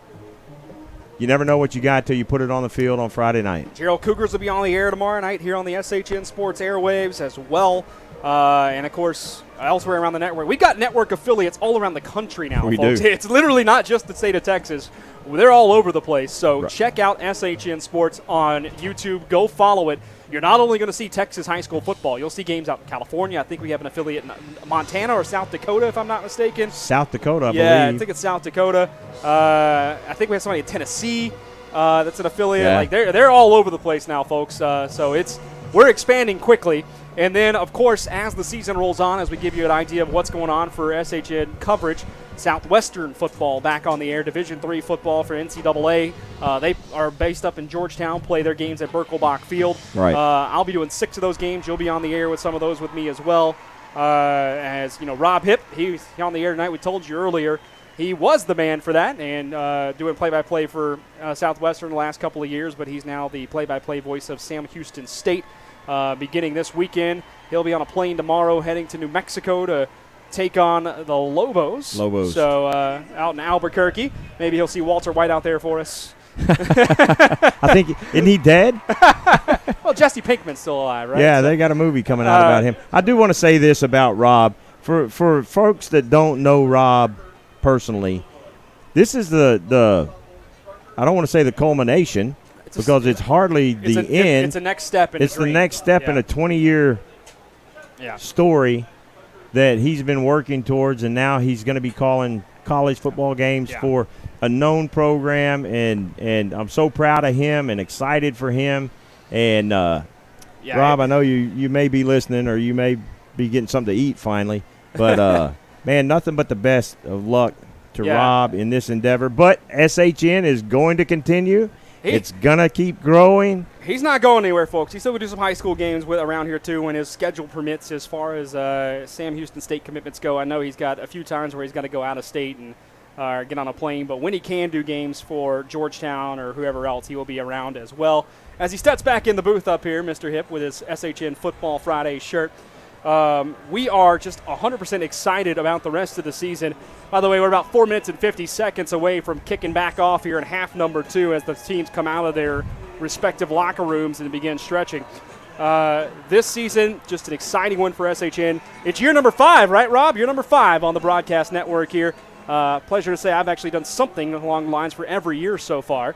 And now I think I've got 17 on my schedule this year. You got about as many as I do, I think, for your schedule. Close to it. Yeah, I may Georgetown. have. Yeah. This is only my second year, though, so well, there you have it. We told you about the Austin ISD Thursday night game of the week schedule this year, presented by our friends at Georgetown Jewelry. Here's the full schedule of games that we'll have on Thursday nights. So next week we're at Cedar Creek versus Aikens down at Berger Stadium. And folks, I know if you're from around here you may know this, but those listening in around the country, well, Berger Stadium, what does that mean to me? You ever watched the movie Dazed and Confused and seen the final scene where they're laying on the football field? That's Berger Stadium, where that was filmed. All right, says the new co-owner of the Austin FC team. And the new professor at the University of Texas. Yeah, he's teaching a class now, too, down here at UT. So, Mr. McConaughey. So, that was shot down there. Back here at Nelson Field in a couple of weeks for Eastside Memorial taking on Lanier. On the 19th of September, LBJ takes on this McCallum team. That is a district game. That'll be a fun one to come check out. That should be the first week of district play. It should be. Actually, that's, House Park here. We're going to be at House Park for 3 straight games starting on that one. LBJ McCallum.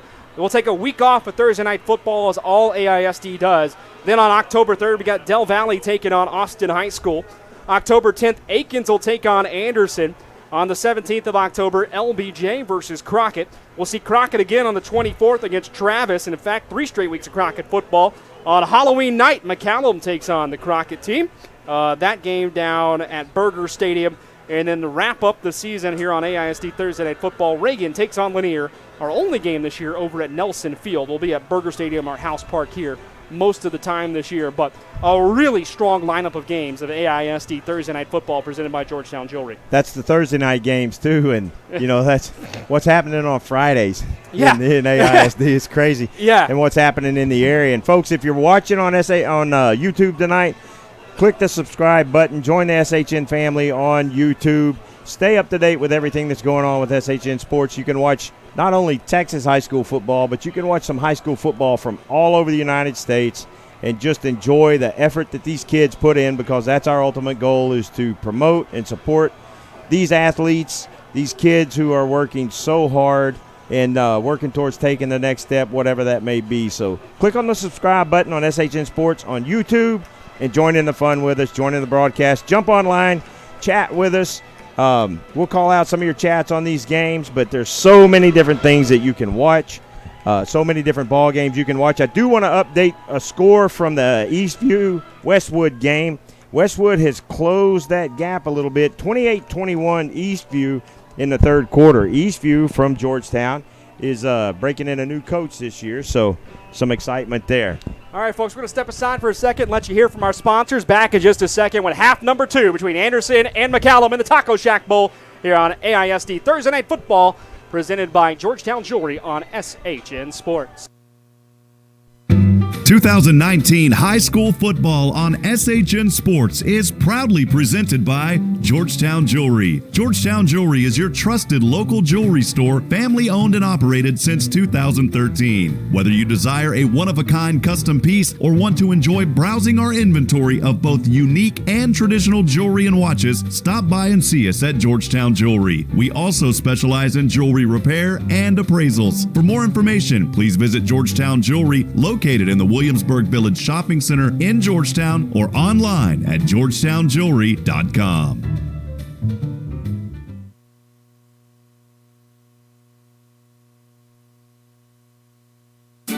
Central Texas High School football on SHN Sports is made possible by Georgetown and Austin Shirt Company. 3 words describe Georgetown and Austin Shirt Company: simple, reliable, and awesome. We support our community. From screen printing and embroidery to promotional products, Georgetown and Austin Shirt Company helps put your brand on your business. Get started on your project today by getting a quick and easy quote online at georgetownshirtcompany.com. The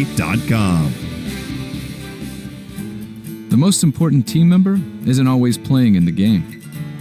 Sometimes they hold a clipboard on the sideline. A good coach doesn't just call plays. They instill confidence in the individual and help the team overcome adversity. At Frost, we believe that good coaching in your financial life can accomplish the same thing. After all, if we believe in you and you believe in you, anything is possible. Frost. Opt for optimism. If you or your family couldn't work for 6 to 12 months due to a serious illness or major accident, how would that affect you or your family financially? Hi friends, I'm Rob Hipp. I offer products that can help during the tough and unforeseen times. For more information, please call me directly at 512-522-9105. Again, that number is 512-522-9105. Back here for half number 2 at House Park in downtown Austin, Taco Shack Bowl number 18, as the Anderson Trojans lead McCallum 29-0. Anderson will kick off, moving right to left as we start the second half. And Anderson really came out hot. They scored 3 touchdowns in the first quarter, 1 more in the second. Foot meets leather, and we're underway here in half number 2 as Blaze Derbyshire puts it bouncing short of the end zone. That ball's live, and now it hits the goal line. Oh, man, it checked up like you talked about earlier. Yep, that's what I was talking about on that previous sandwich kickoff, where they just they think it's going out into the end zone, so they stop. It's literally half the football right there, and McCallum's standing in the end zone. Well, McCallum catches a bit of a break. They will take over 1st and 10 from their own 25 as the backup quarterback, sophomore Jackson Rosales, leads his team back on the field. McCallum had a drive moving right at the end of the first half. They got good field position. Got about 30, 40 yards picked up, but time ran out on them. It's going to be interesting to see what they talked about in the Rosales hands off to Caleb Brown. He cuts back over the left side, picks up about 4.5 there. Nice first down run to start the second half. If it's something that you can do with a sophomore quarterback, I'd pick up the tempo here, and it kind of looks like that's what they're about to do. Yeah, if you're McCallum, your goal's got to be to get back within 2 scores by the end of the third quarter here. You have to do something to change the momentum of this game, anything. Trick plays. Bring another sophomore in. Second down, 5 to go rather, and spinning out of the tackle, maybe for a pickup of 1 there was Brown. Nice play by Jack Finken to pick up, or to hit him in the backfield there. 3rd and 4. That Anderson defensive line's doing a really good job of holding their blocks and shutting down that hole there in the middle on this first couple of plays on this drive. McCallum with the football, 3rd down, 4 to go. Still a pretty big crowd on hand here for the Taco Shack Bowl, and sticking around for half 2. In motion goes Caleb Brown. They will throw near side on the slant. It's caught, and out to the 45-yard line goes Major Fott. First down, and a good throw by Jackson Rosales to hit the man in stride. Exactly what McCallum needs, those quick hits, those high percentage throws. Get all these guys on the edge involved and get those linebackers to back up some. And they used Brown coming out of the backfield to motion that linebacker off and open up the slant over the middle, too. And it takes some of the rush pressure off because they can't send 7 guys after the quarterback whenever they're hitting those quick hits. Let's see if they keep that up. 1st and 10 from their own 45 now. Stacked receivers on both sides with a man in the backfield. That's Brown. They'll hand it to him. Up the middle he goes. And he's hit right at the line of scrimmage once again, met by Aiden Thompson there. That kid that made the catch on that last play, Major Fott, number 1. Is that a football name or what? That's awesome. If he goes to Texas and they sing Texas Fight, do they change it to Texas Fought? No. Okay. He would just be another famous Major. Okay, fair enough. 2nd down, 8 to go.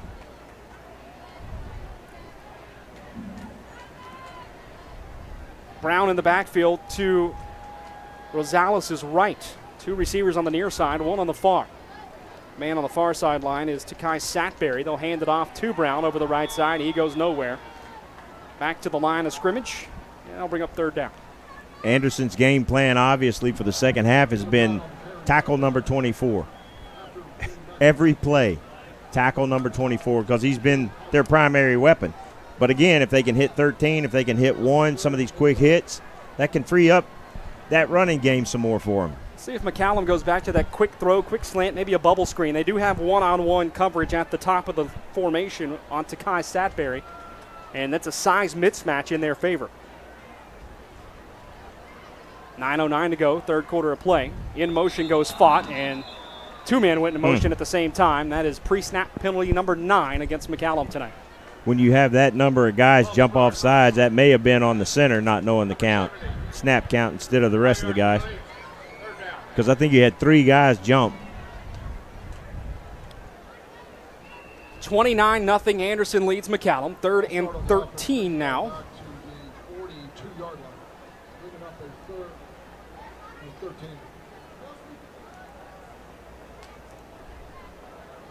Rosales looking at the armband on the left hand, finding his play. Snap back to him. He'll roll right and sneak out of one tackle, going back to his left, looking to throw the ball, and then destroyed at the 33-yard line by Nathan Collins. Good night. And a late flag comes in. That may be on the quarter, but was Collins talking? There was a lot of talk going on after that hit. That was just a smack of a hit, but the extracurricular after the play may end up costing Anderson. Yeah, his coach is not happy with him. They were off the field with that tackle. That was 3rd down. Yep. Taunting play against, or taunting penalty rather, against Collins, and that's going to make it 1st and 10. And you hear the cheer on the sideline over on the near side for McCallum. I don't think that's necessarily just because of that one play. That's a bit of pent-up frustration. They've had a few calls tonight they think should have gone their way. It is. And, man, these kids have got to stop watching these pro guys and the garbage they talk. Brown up the middle on the high snap. It's pulled down. He gets across the 50 to the 49. Pickup of 3. 2nd down, 7. One of the things that high school athletes, UIL, emphasizes is sportsmanship. And, man, they really got to – this jawing at this level of football just is aggravating. Play football. You had a great play, and it was ruined because you want to talk. Just play football. Let the scoreboard talk. Oh, well, off that soapbox. 8 minutes, 15 seconds to go as Old Man shakes his fist at the sky. In the round handoff to Major Fott, and he will be taken down at the 45-yard line. Folks, we pick on each other a lot up here. Just a heads up. What? I couldn't hear you. 3rd down and 3 on the way. Helmet came off on that play, but it was the referees didn't see it, but I believe that helmet got ripped off by the face mask, and I'm not sure the referee saw that one, but he's got to go out for a play. Big number 70. Yeah, that was Alvino Carbajal coming off the field. Remember, he's a starter on both sides of the line for McCallum. Yep. Got that helmet ripped off. 3rd and 3 here. High snap, taken down. Brown is hit right at the line of scrimmage, trying to fight forward. He only picks up a yard. Looked like Jonathan Winfield meeting him there at the line. And 4th and 2, and this is going to be a go-for-it situation no matter what here for McCallum. I know it sounded like I was getting on that particular player. It's not. No, we've seen it several times tonight. We really have. Yeah. Both teams have been really chippy, talking. I get it. It's a rival game. I understand. I get it. But, man, you're costing your team. Yeah. 4th and a long 2 for McCallum from their opponent 44. Direct snap. Taking the ball across the 42-yard line is Rosales. I believe he's got a 1st down. There comes some more late flags. And Carvajal's got his helmet off, and he is not happy with what just happened. It got ripped off again. His coaches are trying to get him under control. He's gotten his helmet ripped off 3 times in this game, and he's just getting frustrated by it. It's going to be interesting to see who this penalty goes on. The Rob Hip Insurance 3rd quarter, 7 minutes to go, 29-0 Anderson leads. McCallum had the ball the entire quarter so far. They took the opening kickoff and just kind of a methodical drive to start this and some positive momentum. It's their best drive of the night. This penalty is going to go on Carbajal, but he got his helmet ripped off. Well, the question is, yeah, you can see it. We have a delayed replay up here. Yeah.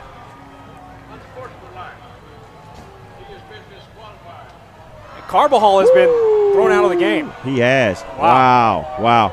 And he's frustrated. He's had his helmet ripped off 3 times, and he went back to the kid, and I think they said he threw a punch. Yeah. And if you throw a punch, you're gone. It wasn't just the unsportsmanlike, but I think they said he threw a punch. So and now the coaches are pulling their players off, both teams, and having a little conversation about what's going on with the chippiness. Anderson calls the timeout. Want to reset here, though. They did pick up the first down, did McCallum. It was a dead ball, unsportsmanlike play on the penalty. So it is 1st and 10 McCallum, though the ball goes back into their own territory now at the 43 after the 15-yard penalty. I know he's frustrated. I get it. I understand. But now you've lost your best player on offense and defense because he's been going both ways. Now you got to fill in. I know he's frustrated, but again, that's where you let the other team's mouth and the other team's actions control you, and now he's really cost his team some chance to get back into this game. Yeah, we're on a bit of a delay here on our feed that we can watch of replays, and we're kind of seeing what happened. And I don't know if he said something. I didn't really see much from Carbajal there. He gets his helmet ripped off, and then he goes to the guy and pushes him. I couldn't tell if he was pushing him or if he threw a punch, but lost his cool for a minute. Now he's out of the game. And not only out of the game, he can't even stand on the sideline and cheer his team on. He's got to go sit in the locker room. Well, a tough night all around for McCallum with the way this game has just gone. Seemingly everything that could go wrong has gone wrong. False start here against McCallum, too. Yeah, it was the second shove is what it was. Yep. Well, there's a false start against McCallum. That's, I believe, procedure number 9 or 10? Number 9. Number 9. So 1st and 15 now for McCallum, spotting the ball at their own 38s. Dropping back to pass and taken down in the backfield. Jackson Rosales sacked by number 32.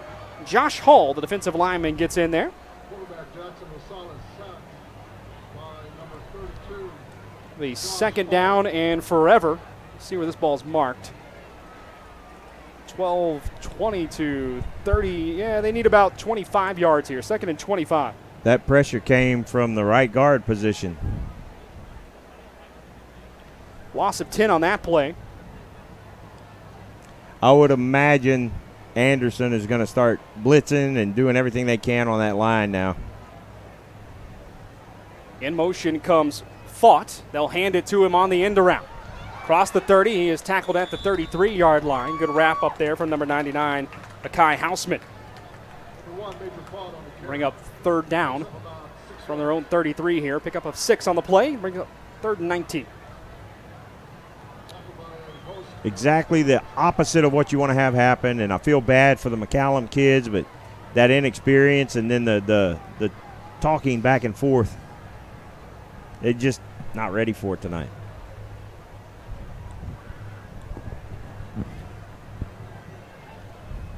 Third and 20 officially on the scoreboard. Snap back.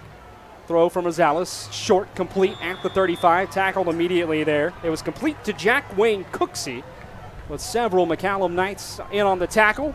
And that'll bring up the punt situation, 4th down. And now you're actually down, if you're McCallum, to your 3rd punter as well. You are. Part of what I like to see now is how McCallum is going to react to this series. When big number 70 leaves the game, they start marching backwards and not making any progress. Now they've got to overcome another adversity, and they've lost their first quarterback. Now they've lost their best lineman. Good punt. Nice line drive punt that's at the 25 and then bounces out of bounds at the 23. No return there, but a really, really nice punt there by McCallum. I believe that was Joseph Lamone doing the kicking duties. Well, now you got players pulling each other back and calming them down, and that's good. That's exactly what needed to happen. I tell you what, I am impressed with Anderson's defense. I'm impressed with their offense too, but we haven't talked much about their defense. Their defense is quick. They've got the quick, disciplined, well coached. That's fun to watch. Well, it'll be 1st and 10 Anderson, 4:54 to go in the 3rd quarter. First time they've had the ball in the second half.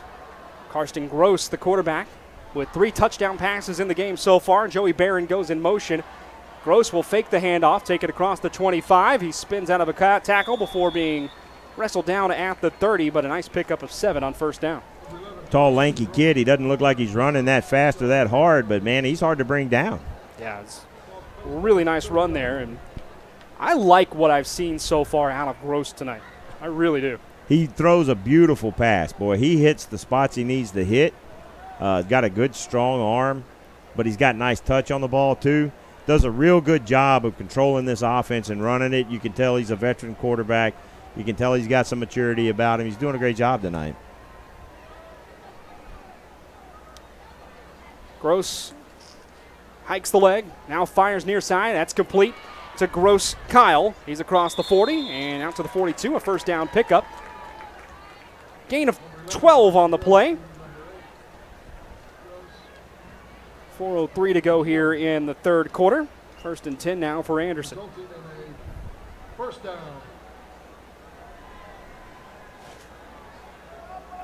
Trying to get my thing to work here so I can get you some updates.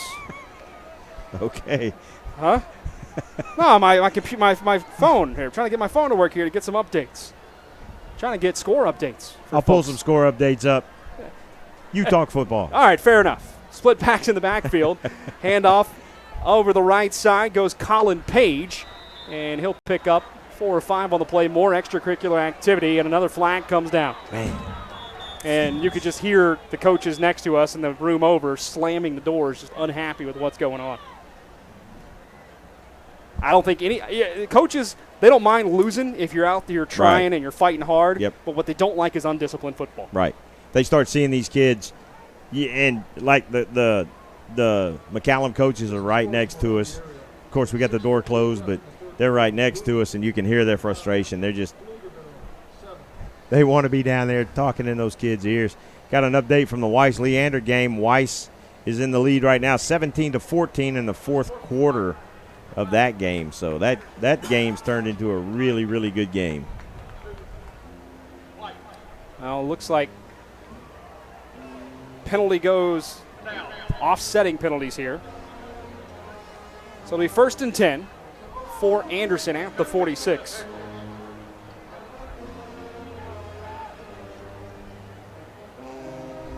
College updates real quick, so I know we're trying to get some high school scores to you. We'll send you a few college games too. Ranked opponents, UCF blowing out Florida A&M 55-0. Clemson doing the damage on Georgia Tech 42-7. That's in the third. A couple of other updates. Texas A&M and College Station beating Texas State 28-0. That's about in the third quarter. Just started second half. They're a 52-point favorite. Gross coming near side, has his man Gross Kyle across the 45, carries a couple of defenders with him. It takes 4 McCallum Knights to take down Kyle, and another penalty against McCallum, I do believe. Flags down on the field everywhere after the play, and this is just frustration. That's all this is. Young football team getting beat on pretty good, and the coaches is pleading. The coach is pleading to the referees because helmets keep getting ripped off. Yep. Helmets keep winding up on the ground consistently.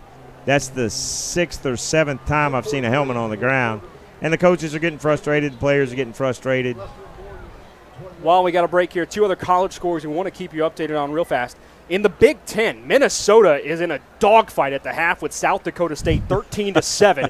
They only lead it by 6. Is that the Jackrabbits? That is the Jackrabbits, and they're a good football team. Don't sleep on them. Hop along, Jackrabbits. And then Cincinnati takes down UCLA, the Chip Kelly UCLA Bruins, for the second straight year, this time 24-14.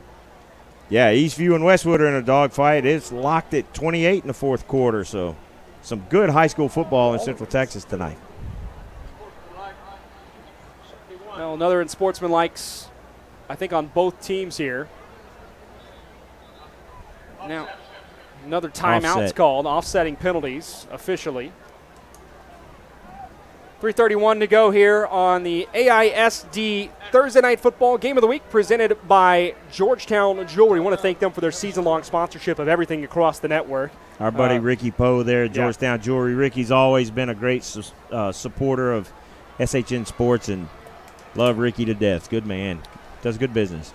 Also want to thank Rob Hipp for his sponsorship of the Rob Hipp Insurance third and fourth quarter, really the Rob Hipp Insurance quarters of every quarter so far tonight. We will be back on the air next week. We told you earlier from Berger Stadium, just south of here, as Aikens will be in action. And should be another good one. Should be a good game next week, we do expect, between Aikens and Cedar Creek. Eastside Memorial and Lanier a week after that, back here at Nelson Field on AISD Thursday Night Football. Timeout call, 29-0. Anderson leads McCallum. Both teams only touched the ball one time so far here in the second half. McCallum had a nice long, about 7-minute drive before it stalled out. And we've had so many delays in the game with the penalties, with stoppages in that. This is a circumstance now where the referees have to tell both coaching staffs we are not tolerating anything else. That's the only way they're going to get this under control. It probably should have happened in the first half. It didn't. But now you see guys chatting with each other almost every down, especially on that interior. So it's 1st and 10 for Anderson. 3:31 to go here in the third quarter. 29-0, they lead it. Ball at the McCallum 41. Snap back, Gross looking, throws far side, got a man down the sideline. It is caught at the 10-yard line, pushed out of bounds. Inside the 10 goes Jason Sager, and it's 1st and goal for Anderson. Another dime there by Karsten Gross. It was a great throw, and he got absolutely drilled after he let go of the ball. He was actually talking to the referee saying, hey, how about that hit? But completed pass, and now they're 10-yard line. Split backfield, handoff to the left side. That is to Barron. He will push his way forward to about the 7 before being taken down there. 2nd down, goal to go. He did a good job of fighting off the lineman in the backfield, had him wrapped up back there, but slipped off of him, and he was able to keep that progress going forward. So he's kept this drive alive down there inside the 10. Again, split backfields. You have Barron to the right, Page to the left. They will hand it to Page, and he is hit behind the line of scrimmage, dropped for a loss of 4. Good pursuit on that backside. Stop that play before it could get going and keep it from getting outside that containment. They did a good job on the McCallum defensive line. 2:40 now to go here in the third quarter. 3rd and goal, Anderson with the ball at the 11.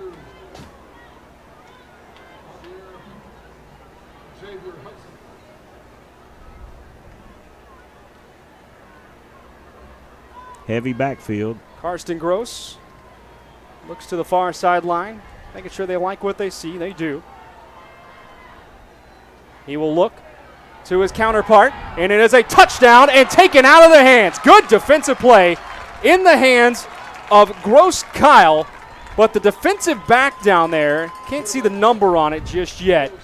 Number 11 is who it looks like. Jake Allison ripped it out of Keel's hands as he was coming down with the football. He had that ball. Yeah. Had it, and DB did a great job of stripping that ball away. So now Anderson's got to make a decision. They're going to go for a field goal. But yet another pretty throw from the quarterback, Karsten Gross. Great that was in throw. a spot where only his guy could catch the football. Right.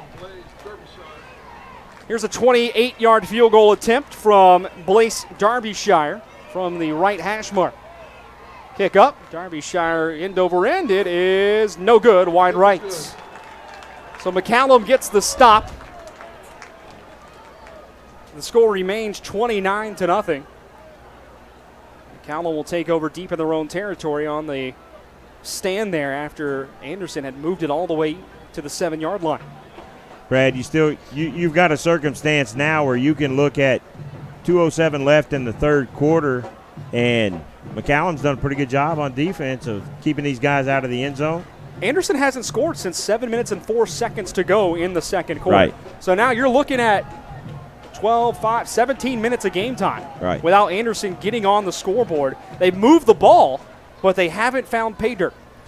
Well, in a situation like this where your best lineman goes out because he gets ejected from the game, the wheels could very easily come off a McCallum bus.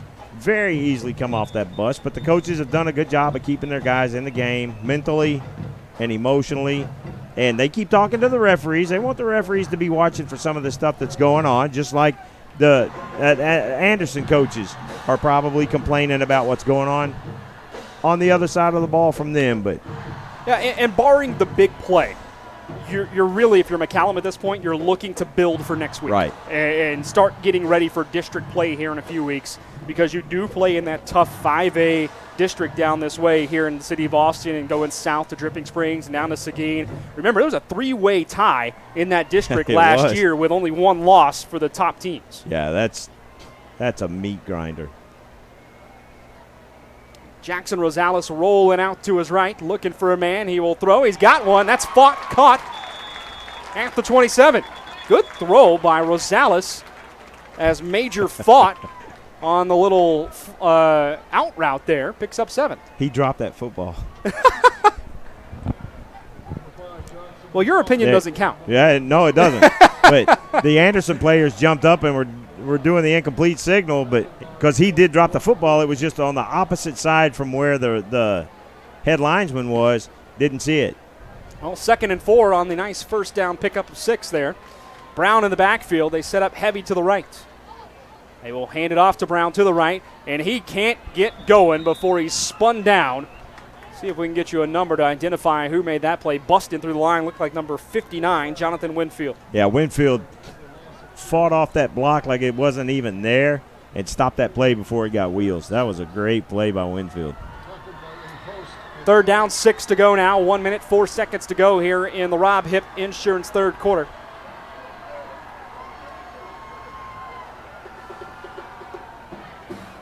McCallum in no rush, just trying to run their offense, get something positive going.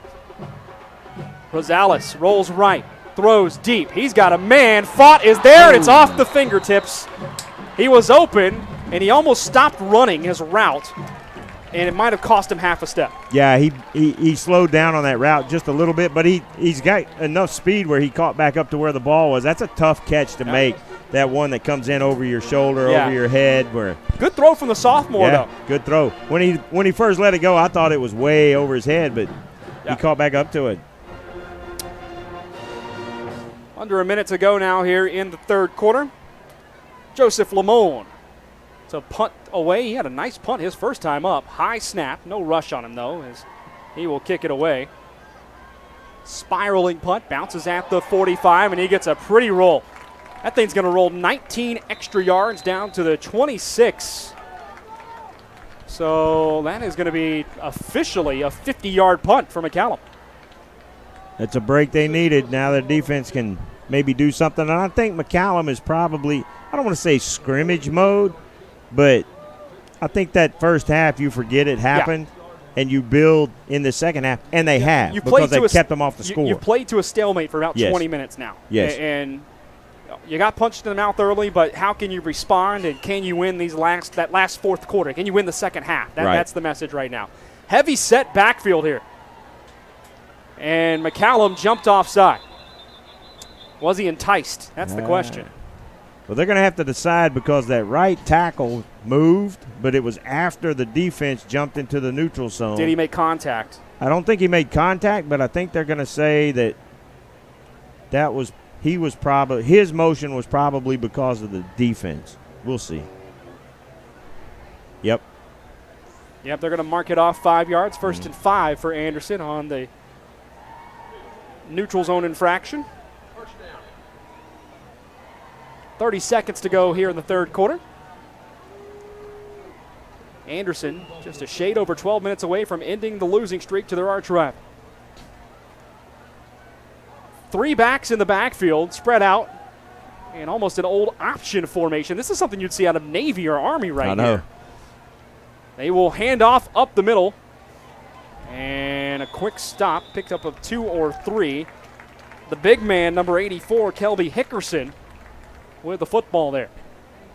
I think Anderson may be trying to keep this clock running and get out of here relatively healthy. Well, that will end the quarter number 3 here at House Park. 12 minutes of football to go. Anderson 1 quarter away from breaking a 3-game losing streak. I said it was about to be over, and there's the buzzer. Sorry, they were lined up. I thought they were just going to go to the sidelines. Anderson 12 minutes away from breaking a 3-game losing streak to their arch rivals here in the city of Austin. 29-0 your score. Back for the 4th quarter of the Taco Shack Bowl here on AISD's Thursday Night Football, presented by Georgetown Jewelry.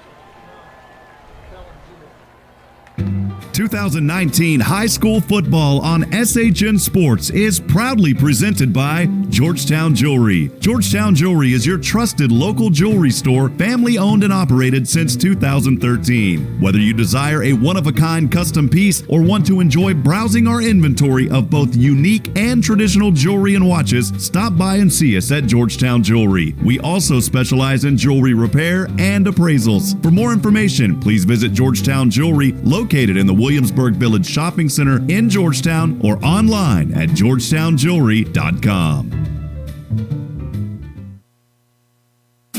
Central Texas High School football on SHN Sports is made possible by Georgetown and Austin Shirt Company. 3 words describe Georgetown and Austin Shirt Company: simple, reliable, and awesome. We support our community. From screen printing and embroidery to promotional products, Georgetown and Austin Shirt Company helps put your brand on your business. Get started on your project today by getting a quick and easy quote online at georgetownshirtcompany.com. Back here for the start of the fourth quarter of the Taco Shack Bowl, as McCallum trails Anderson 29-0. Gross fires out far side, a little flare pass to Adam Fulmer. He'll be pushed out of bounds. Pickup of about 5 on the play. Should bring up second and 3, maybe third down. Actually, they're going to give him the first. Excuse me, folks. Great block out there by Gross Keel. Boy, he was waiting and opened up that seam on the outside with a great block. The isolation block out there. I don't know those big words, my friend. 29-0. Anderson has dominated this game from the outset.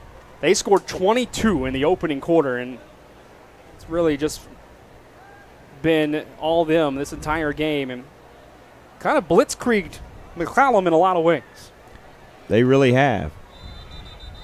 Now there's a whistle. I don't see a flag down. That's the second time I've heard a whistle without a flag and not a timeout signal as well. Right. Delay a game. Yep. They'll push Anderson back 5 yards, so 1st and 15. I'm a traditionalist. Throw the flag. I need it just for knowing what's going on, man. I need yellow. We're broadcasting up here. I don't know what's going on in people's minds. Make my life easier if I did. Truth. 29-0 as Anderson lines up. Karsten Gross still in the ballgame at quarterback.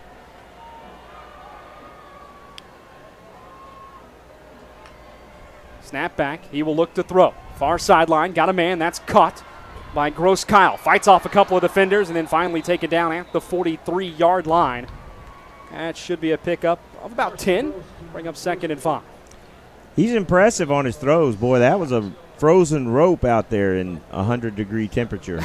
He's got a good arm. He does. But it's not just the strength of the arm. He places the ball very well. Right. On that throw right there, boy, he set his feet, got a good base under him, and just rocketed that pass out there. Apologies, folks. It's actually 2nd and 3, so that was a 12-yard pickup. Single-man backfield. Adam Fulmer back there with him. Rolling to his right, Gross. Throws and misses. Throw it behind Joey Barron. Really kind of the first bad misfire we've seen from him tonight. Right. And at this level, even with the best quarterbacks at this level, you're going to expect 3 or 4 or 5 bad throws in the night, but we haven't really seen that. And it's good McCallum's still playing ball. They're still in. Well, it's 3rd down, 3 to go from the 44 for Anderson as they move left to right here in the Rob Hip Insurance 4th quarter. So glad to have you along here on opening nights. Trying to get you some score updates again. I know Eastview and Westwood were in a battle up at Kelly Reeves. Fakes the handoff. Gross rolling right. He will throw as he had pressure coming his way, and it is caught. Wow. Nice grab by Jason Sager. Backpedaling. The ball just kind of fell right into his chest. He had a defender all over him. Yeah, I think his name's Ez Gunther, number 9. Yeah. He had great coverage. He was there. Just couldn't make the play. Great concentration by the receiver. Pickup of 24 on the play and a 1st down as Anderson is now back into McCallum territory. Ball spotted at the 32 of the Knights. Eastview is up on Westwood 35-28 in the 4th quarter. Got a dogfight going on at the Palace. Gross takes the snap, hands off to Fulmer over the right side, and he is taken down abruptly at the 30.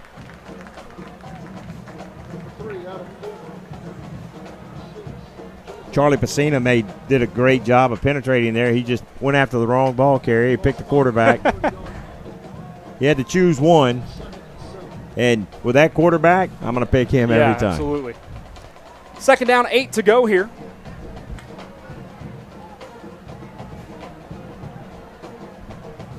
Gross, as McCallum looks like they're bringing the heat. They do. It's picked up.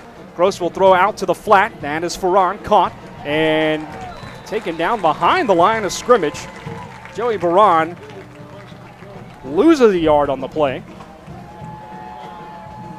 See who made the tackle out there. I think that was 42, Jake Hissey. He saw that play starting to develop, and he did a great job because he watched the quarterback's eyes and followed him right out there to the receiver, went out and made a great open field tackle, 1-on-1. Third down, 9 to go now from the Knights' 31. 2 receivers on the far side and 1 on the near. It looked like McCallum jumped. Free play here for Anderson. He will throw deep down the right side. It is incomplete. No flags. I don't see any flags on the field, but we've also seen a couple of penalties without laundry tonight, so well, I don't know. Neither of the line judges called it. It looked like the left end jumped. Yeah, he did jump, but he kind of went straight up instead of into the neutral zone. Yeah. So they may have let that one go. All I right. think that's probably the right call on that play. 4th down and 9 now, and we'll see if Anderson decides to go for it here in no man's land at the 31 of McCallum. A little bit of a breeze tonight, by the way, blowing out to the west. Only because we can see the flags moving, not because we feel it. Timeout called. And while there is timeout, we're going to step aside and let you hear from more of our sponsors back in just a second for this 4th down play. The most important team member isn't always playing in the game. Sometimes they hold a clipboard on the sideline. A good coach doesn't just call plays. They instill confidence in the individual and help the team overcome adversity. At Frost, we believe that good coaching in your financial life can accomplish the same thing. After all, if we believe in you and you believe in you, anything is possible. Frost. Opt for optimism. If you or your family couldn't work for 6 to 12 months due to a serious illness or major accident, how would that affect you or your family financially? Hi friends, I'm Rob Hipp. I offer products that can help during the tough and unforeseen times. For more information, please call me directly at 512-522-9105. Again, that number is 512-522-9105.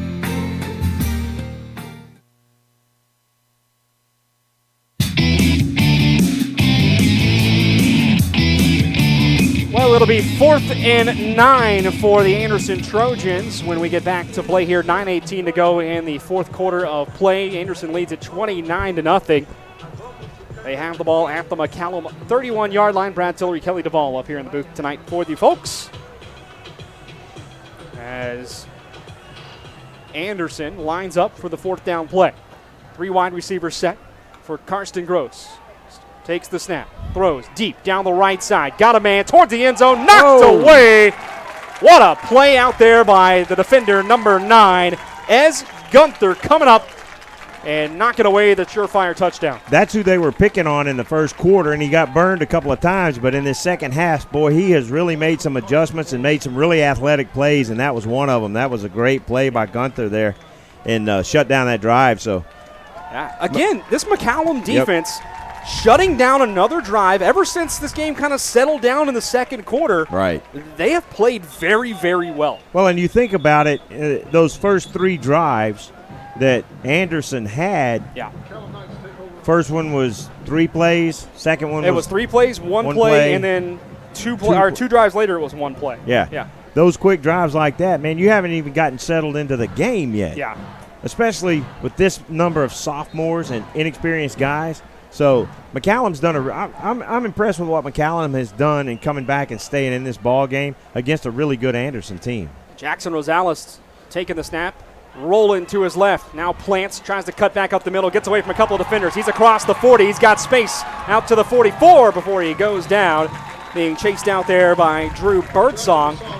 Really good escape there by Jackson Rosales. Picks up the first down and a gain of 13. Good decision to slide down, too, because Birdsong was on the way. The defender was a little bit bigger than him, and he had run out of gas and been caught, so good decision. That's a great run. Good job. Good job of a sophomore quarterback with not a lot of experience, not making a bad throw in that circumstance, trying to make something happen. 8:50 to go. Rosales sends his man in motion. He will throw across the middle. It's off the fingertips, intercepted. Blake Darbyshire, the kicker, with the ball coming across the 40, and he's taken down at the 38-yard line. Ball's thrown slightly behind the receiver, just off the fingertips and into the hands of the waiting defender. Yeah, that's that tip drill that we talk about from time to time, and that just sucked the wind out of McCallum's sails right there. Great play by the defensive back of catching that ball when it's popped up in the air. I want to let you folks know Eastview and Westwood in a dogfight. Now it's 35-35, fourth quarter. Good game up there off of Palmer tonight at the Palace Kelly Reeves Athletic Complex. There was a flag on the play, and I didn't hear what the call was. Sideline warning. Oh, Sideline warning. First one of the ball game. Ball at the 38 now for Anderson. You wonder if they might start getting their backups a little action. Up by 4 scores with 8:30 to go here in the game. And you got more football coming the rest of the season. It sure looks like they will. Looks that way. New quarterback in the game for Anderson. That is Hayden Knobloch. Well, hold on. Nicholas Peterson. Knobloch's in the backfield with Peterson. Right. Okay. Yep. Nicholas Peterson, the new quarterback, wearing number 12. Knobloch wearing 46. And they go back to that Service Academy option look. Yeah, with those blue and gold helmets, it could be. Looks like Navy out there almost. Mm-hmm. Yeah. Handoff up the middle to Knobloch. Short gain of about half a yard, maybe one. Second down coming. I got to say, since I'm one of those uniform geeks, I love the looks of both these teams. I love these uniforms. Well, I just got a picture sent to me of the BYU-Utah game going on right now, the Holy War, as it's well known. Oh, yeah. Both teams wearing their home colors. So you got blue and red on the field at the same time, like wearing full-on home jerseys. It's pretty awesome. Second down and 9. I plan on getting home and watching the second half of that game. Snap, handoff to the left side. Wow. Broken up in the backfield. Wow. Big number 52, Woo. Caleb Green, just met both players at the mesh point. And he tackled both of them. One with his left arm and one with his right arm. Great job of shutting that down. There was some space out there on the left side, too. Loss of 3 on the play brings up 3rd and 12.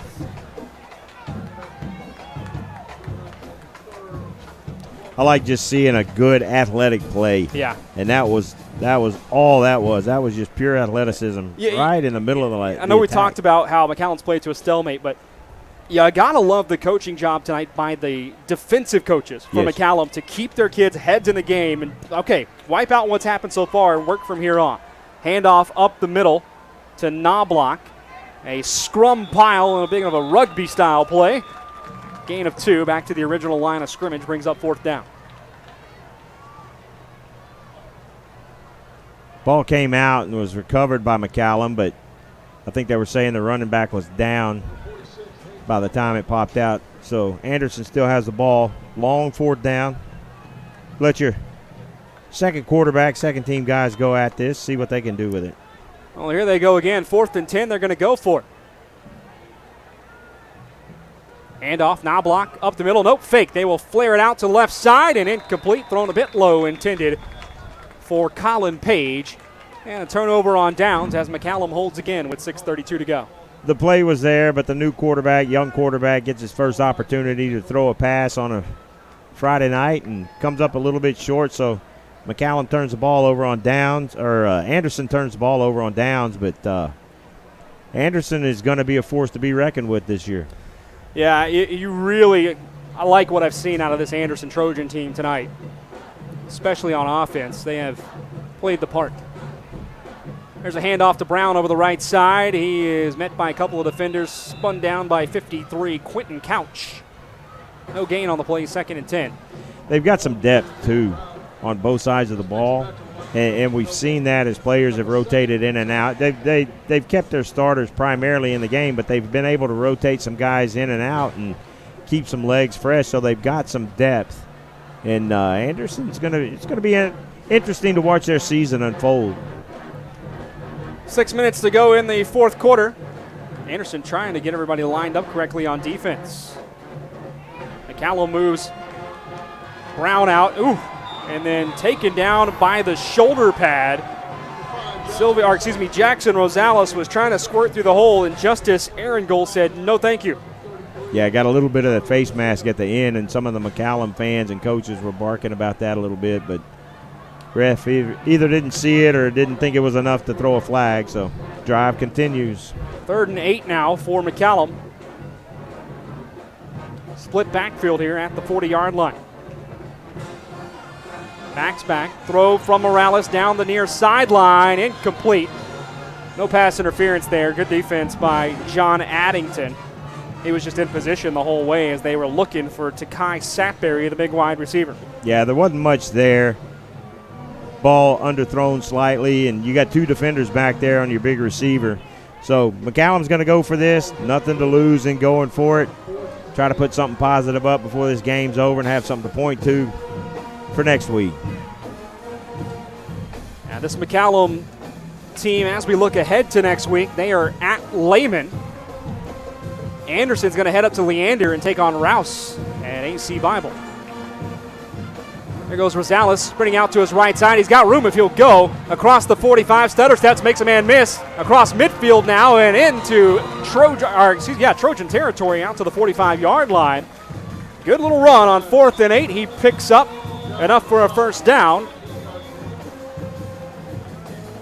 You know, you see spots here from Jackson Rosales where you see the creativity in what he can do. Yep. As a quarterback. I had a flag thrown over here by this line judge. If I could have your attention, please.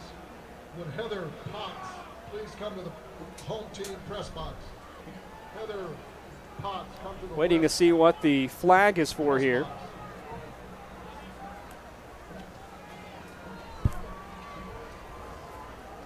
I think they're going to call the sideline again. That's going to be walked back. No. Yep. It's a 5-yard penalty. It will be a first down because it's a dead ball foul. So 1st and 10 right at midfield. 5:09 to go in the ball game here as the Anderson Trojans are marching their way to their first Taco Shack Bowl victory since 2015. Snap back to Rosales. Throws near sideline. That's caught by Satberry. And he'll get out to the 43, gain of 7, 2nd and 3. You like the easy throws, though, here for the sophomore quarterback. You do, but Satberry is an impressive athlete, and he hasn't had a lot to work with tonight, but he's made some really good catches. He's athletic, strong. Timeout call. Looks like a a fake little toy football has flown on the field from the stands. Yeah, they were thrown out. A couple of students threw them. You got administrators looking for them now. They were thrown out there intentionally. Yeah, it reminds me of when you go to the College World Series in Omaha and then the beach balls start flying. You can see the students on the other side from Anderson with their cell phone lights going on. It's like a concert over there. Eastview taking the lead, huh? Eastview and Westwood exchanging punches, 42-35 now for Eastview. That game's in overtime. Sure is. 45-yard line. Morales throws, and it'll bounce away. Jackson Rosales just trying to escape the pocket, and ball is intended for Major Fott, but really just trying to throw the ball away and get a new down here. Smart play. Yeah, really smart. You're still in 3rd and manageable here. 3rd and 3 coming up. Yep. Good play by the sophomore quarterback. Throwing that ball into the ground, keep the drive going. You know, a lot of times these kids want to make something happen and bring it all back in one play, and he did a good job of lived to fight another play. 2 receivers on the far side. Jackson Rosales with Caleb Brown to his left in the backfield. Kai Satberry on the near sideline. They will hand it off to Fott coming around the near side on the end around. He'll get out to look like the 41. Did he get enough for the first? I think he needed the 40. He did, and he's a yard short. Run that to the other side this time.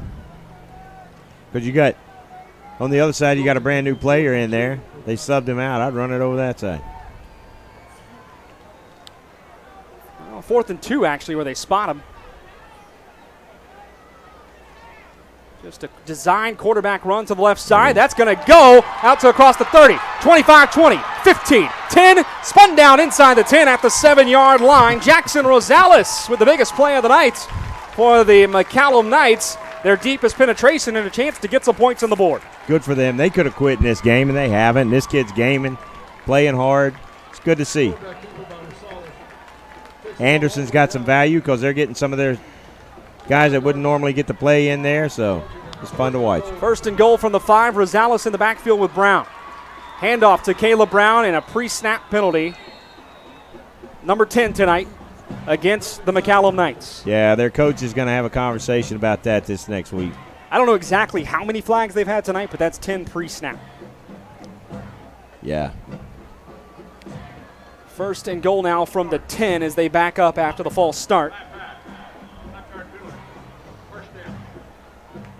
False start on the offense brings the ball back to the 10-yard line. 1st and goal from the 10. See if McCallum can punch one in here with 3:55 to go in the ball game, down 29-0.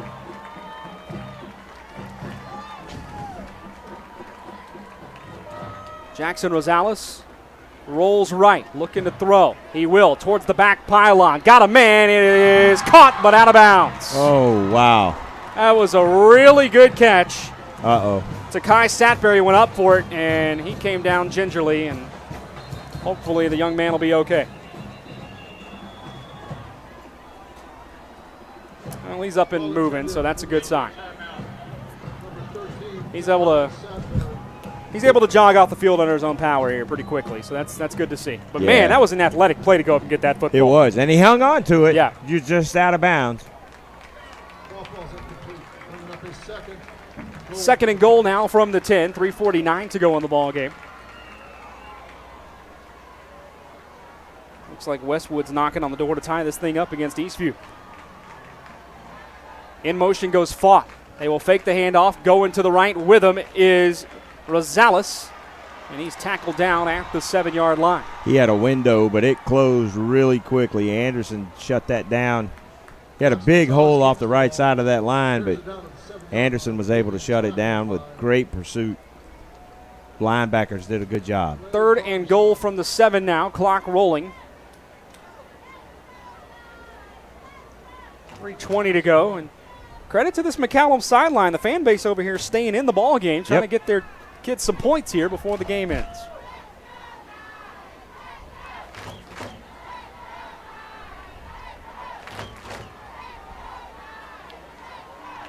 Rosales takes the snap, rolls left this time. Looking to throw, now just throwing one away as he was going down.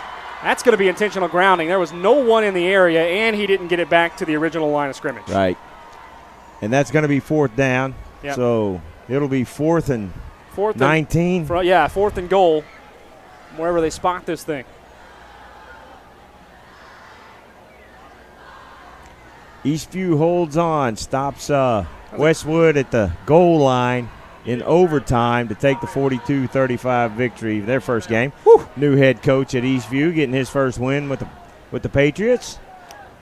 Big win for Eastview there up at Kelly Reeves Athletic Complex.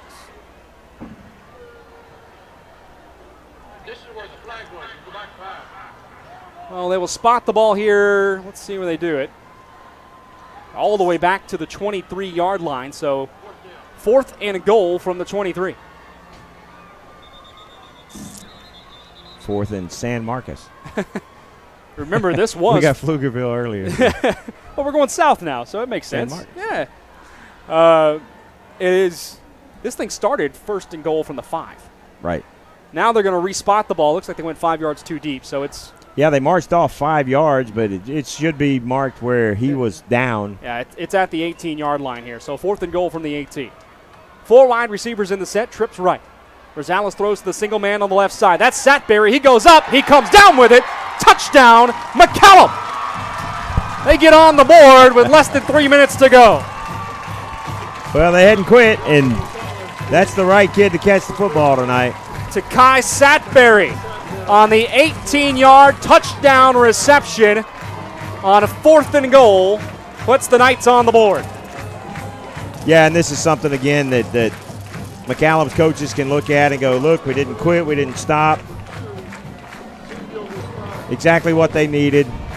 You're happy for these kids that they didn't get shut out in this game. But yeah. I'll tell you what, Anderson's got some of their second-teamers in there now, and they are a good football team.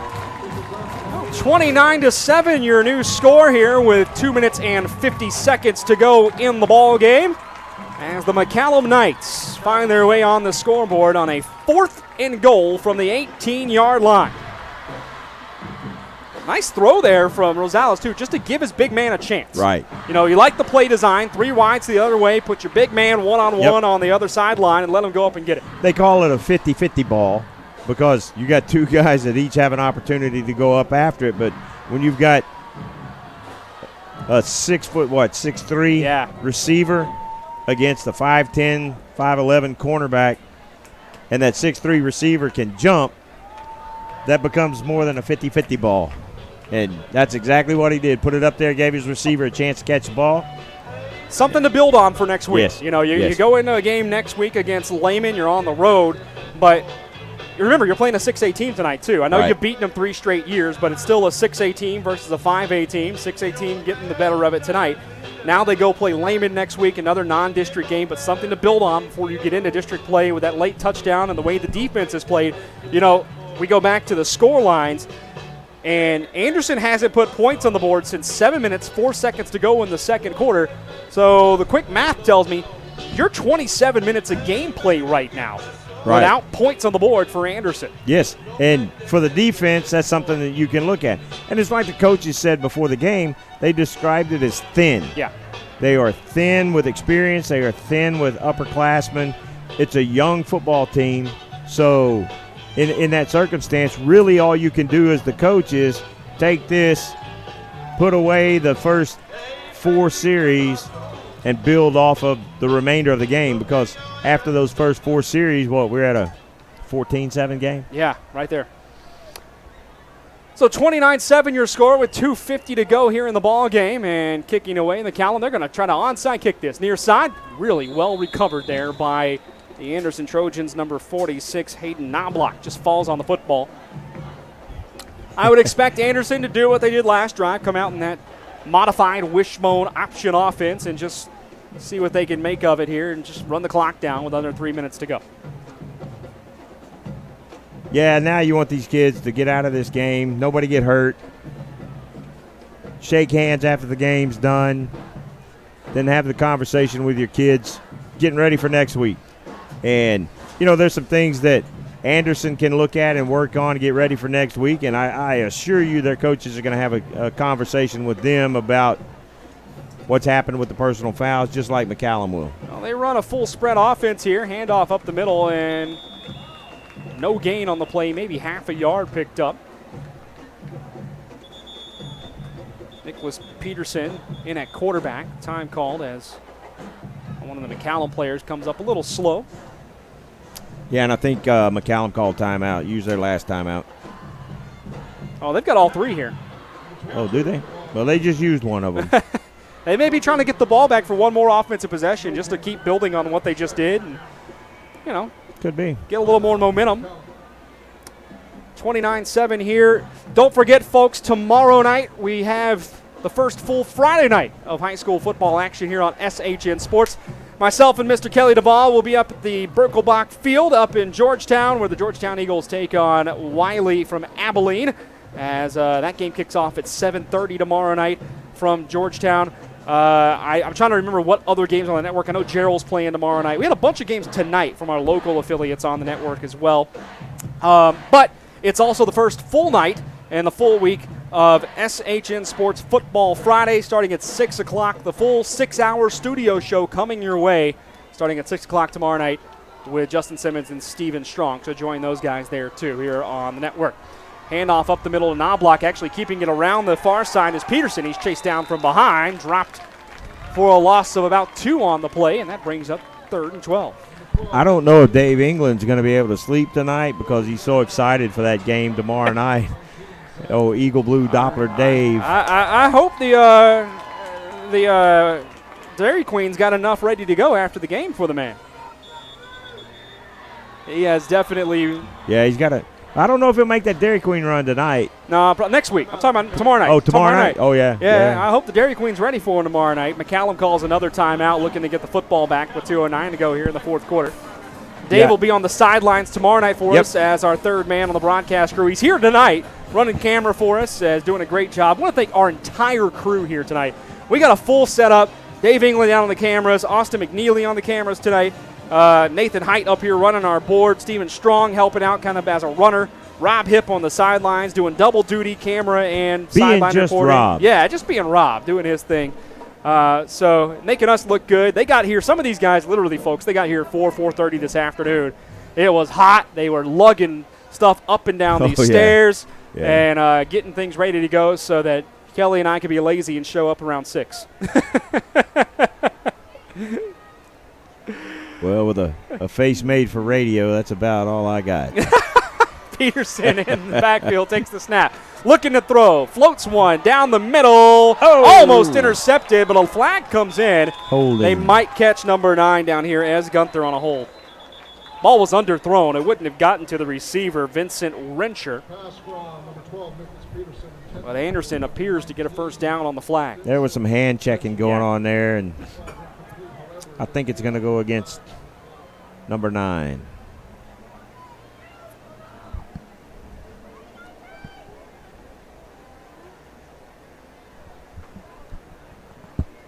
We'll see what the discussion is here. You know, no preseason for the referees either. No, so. It's their first game. There's a hold. It will be called against the McCallum Knights, so a first down on the automatic first down for Anderson. And you think they might start running the ball, and McCallum may not call their final timeout at this point. You're not going to likely get the ball back. Yeah, and some people watching this game may wonder why passes are being thrown, but you got a young quarterback that you may have to call on. Look what happened to McCallum tonight. Yeah. And if you can get him some repetitions throwing that football. Always use the time to develop your next string whenever you can. This isn't the NFL. Handoff over the left side goes Colin Page. He's pushed out of bounds at the 33. And, you know, these kids, some of them may only get a few shots a year to get on the field, right? So they want to get out there. They want to play what they practiced. Nobody's getting paid, like you said. It's a bunch of kids who sacrifice their own time after school and during the hot months of August and hitting the weight rooms before we ever wake up. Well, and I know both these teams are really thankful for their training staffs tonight because the hydration has got to be an issue. We haven't seen kids cramping up. No. We haven't seen kids. So, you know, the training staffs are sweating like dogs, working their tails off too, so good for those kids. Peterson takes the snap, hands off over the right side to number 27, Reed Garcia. He'll cut upfield across the 30 out to about the 27-yard line. That'll be a first down, moving the change for Anderson.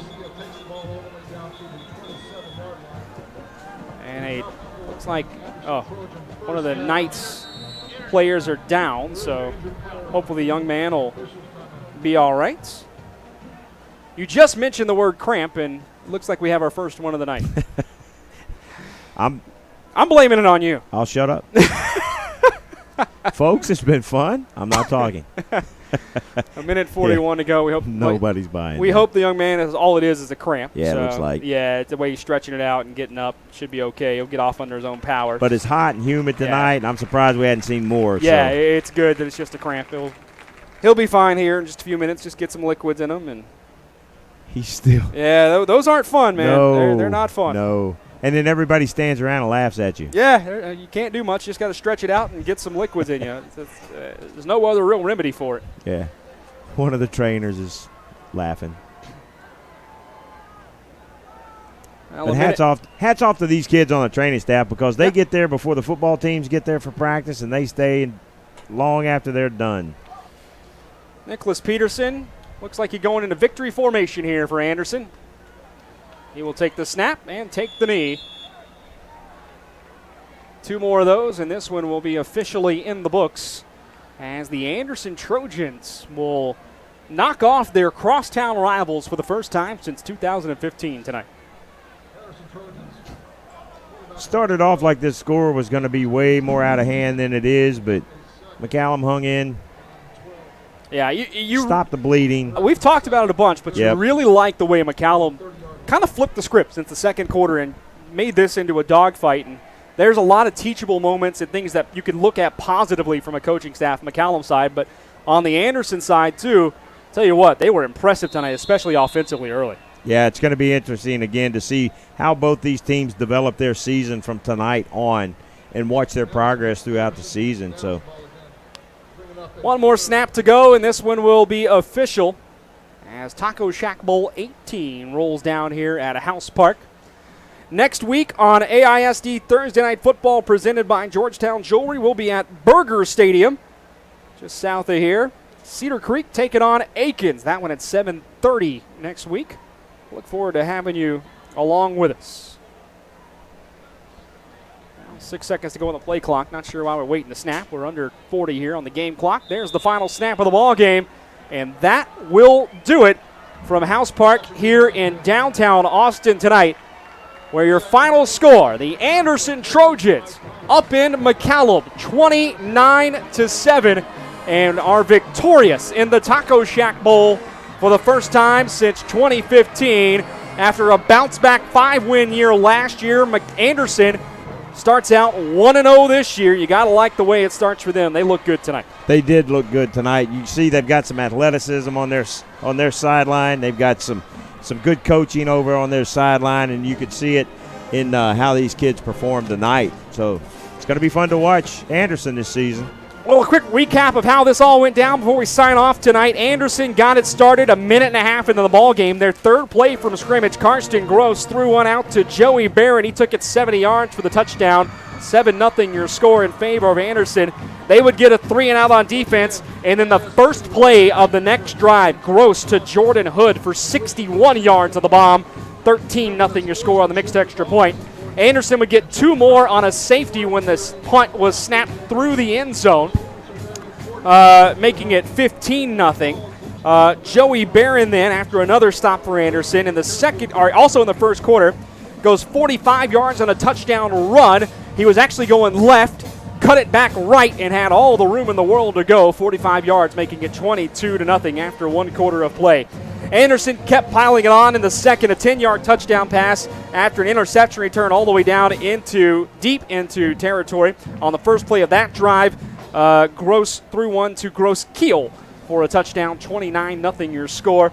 It stayed that way all the way till nearly the end of the game here in the fourth quarter. 2 minutes and 50 seconds left to go in the ball game. The backup quarterback, Rosales, found Satberry for McCallum, making it 29-7. And that is how the game ends, 29-7. A game that kind of turned early with a big injury to the starting quarterback for McCallum, and since then really just changed the complexion of the game. But McCallum's defense, we talked about, they stood hard, they kept playing hard, all these kids did. Anderson just hit them early, hit them often, and made the lead stand. 29-7 your score here tonight from House Park. Fun way to start the season for SHN. For you and I on SHN. There was some football last week on SHN, but a great way to start the season for us. I liked seeing one of the kids that had been injured, wasn't able to finish the game, and for McCallum, and Anderson players came over and shook his hand and patted him on the shoulders. That's what you like to see in these kids, and just enjoying the game. See this rivalry game, both teams go and acknowledge each other's school song as they play, and we finish it out here at House Park. We do want to thank our entire crew here tonight. Dave England down on the camera, Austin McNeely on our other one, Rob Hipp running camera and sideline reporting, Nathan Height up here on the board, man in the action for Stephen Strong, kind of doing a little bit of everything. Just thank you guys for all of your hard work and dedication. We really, really You make us sound and look good and make our jobs a heck of a lot easier. We could not do any of this without you guys. Well, I appreciate it, Brad. Kelly? Fun tonight. Always. Great way to start the season, my friend. One last thing, we want to thank our sponsors tonight as well. AISD Sports Thursday night Game of the Week, brought to you by our friends at Georgetown Jewelry. We'll have the second week of the AISD Game of the Week coming your way next week from Burger Stadium as Cedar Creek takes on Aikens. For the LT, Kelly Duvall, I'm Brad Tillery saying good night, everyone. Thanks for joining us here on SHN Sports. One final time from House Park in downtown Austin. Your score, the Anderson Trojans up in the McCallum Knights 29-7, taking their first Taco Shack Bowl since 2015. Join us tomorrow night all across the SHN network. SHN Football Friday starts at 6 o'clock on the network. Kelly and I on the air from Georgetown at 7:30. Join us if you can. Find a game somewhere on the network if you like as well. And if you're not into Georgetown, find another one. We got games all over the place. We'd love to have you along, though. Thanks for joining us tonight, folks. We'll talk to you again tomorrow. Good night, folks.